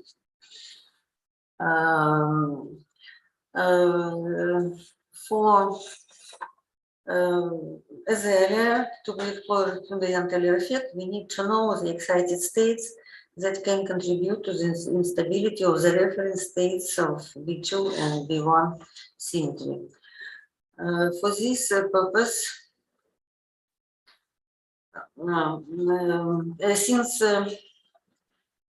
the coordinate of instability is transformed according to the B2 representation of C2V point symmetry group, the vibranic contribution to the curvature of the AP of the B2 states comes from the vibronic mixing of the states with higher in energy excited states of A1 symmetry. Similarly, the vibronic coupling of the reference singlet and triplet excited states of B1 symmetry with the higher lying states of A2 symmetry results in the non-zero negative contribution to the curvature of the elevated potential. We have calculated all energy profiles for all considered states, and we have shown that the instability of the hydrogen-centered nuclear configuration of malonic aldehyde in its pi and n-pi excited state originates due to the pseudo-Teller mixing of these states with the higher lying states of the appropriate symmetry through the asymmetric B2 vibrational mode. All the calculated potential energy curves along the off-center protons displacement wholly coincide with those predicted from the general vibranic theory. As a conclusion, I'd like to say that it was shown that the hydrogen bonds in all the considered systems can be described in the framework of the pseudo-Teller effect. In all the considered systems with the hydrogen bonds, the calculated potential energy curves shown by points and the figures along the center protons wholly coincide with those predicted from the general vibronic theory. Thus, the functional dependence of the potential energy on the instability coordinate following from the pseudo-Untitled effect theory, with the parameters estimated using quantum chemical calculations, conserves the parameterized analytical model of the adiabatic potential, which can be used to simulate the proton transfer process in such systems. Thank you very much for attention.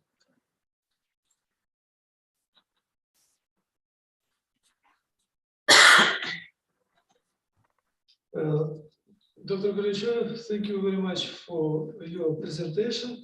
Now questions, please. Dr.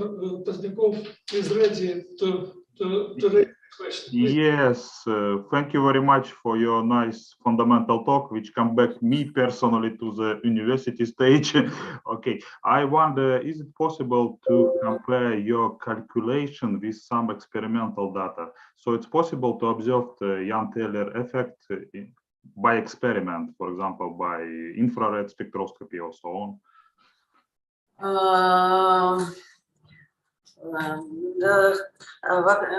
In general, the structure is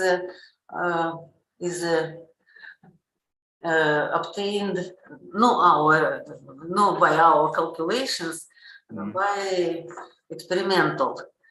I don't know precisely what experiments were used, but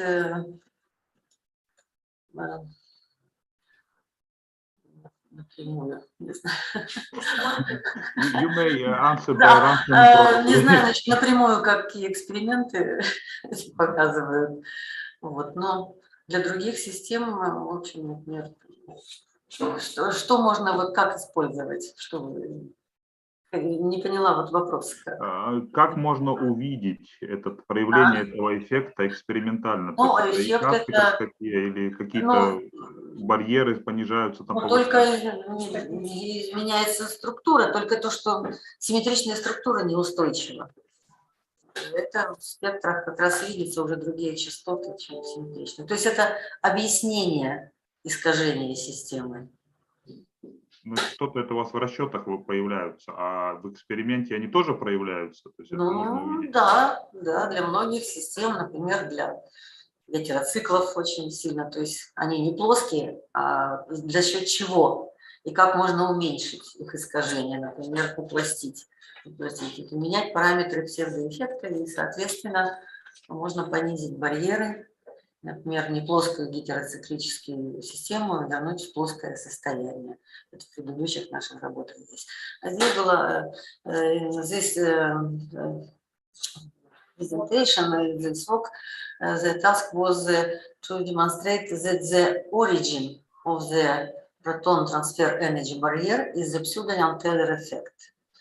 And the analytical curve obtained from the vibronic theory is can be used in further dynamic calculations of the dynamic of the proton transfer. Okay, thank you. A question of Professor Power. Did you use the Gaussian program for calculations in general? How long calculations time consuming your program? Yes, we used the Gaussian and Games programs for calculations. For the systems presented here, rather small molecules, this procedure is not very time consuming. For more complicated systems, it's, yes. Computers, PC computers, we use the... is it possible to use in your calculations the no barrier theory? What do you mean the no barrier theory? It's not developed by Professor Peter. Are your results were for the gas phase? How many molecules of water can you consider? Only for gas phase or we consider in the gas phase, except it was we have considered dihydronium cation surrounded by the water molecules, and to take into account solvents or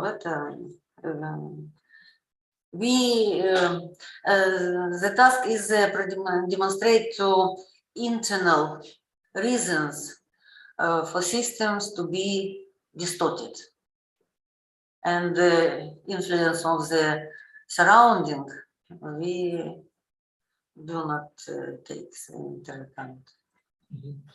Valid for gas.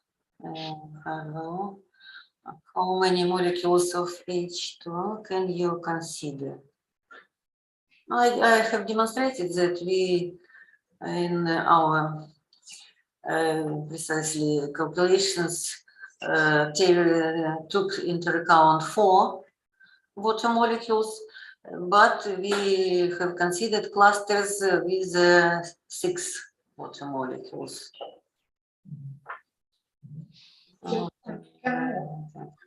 more questions? This theory, okay. Okay, this is recommendation. Kinetic parameters,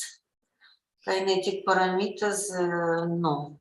And the thermodynamics, this theory, no. Consider. Maybe you will discuss a bit more with Professor Power. He has special questions, and then you will write email and discuss with him privately a bit more. Okay, some other questions, recommendations, wishes.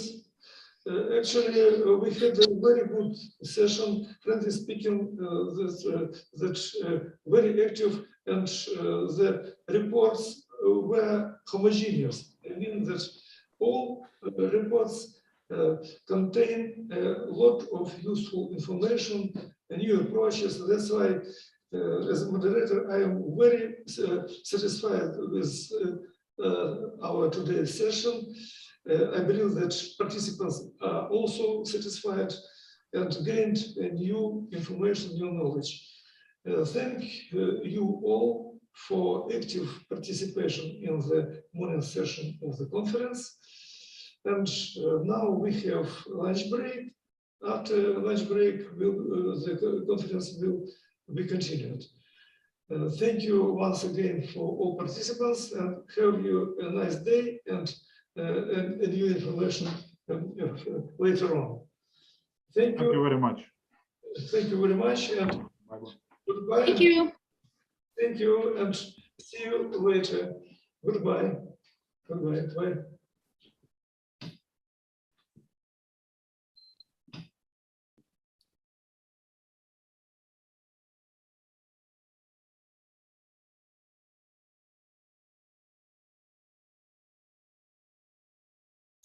Thank you very much. Bye-bye.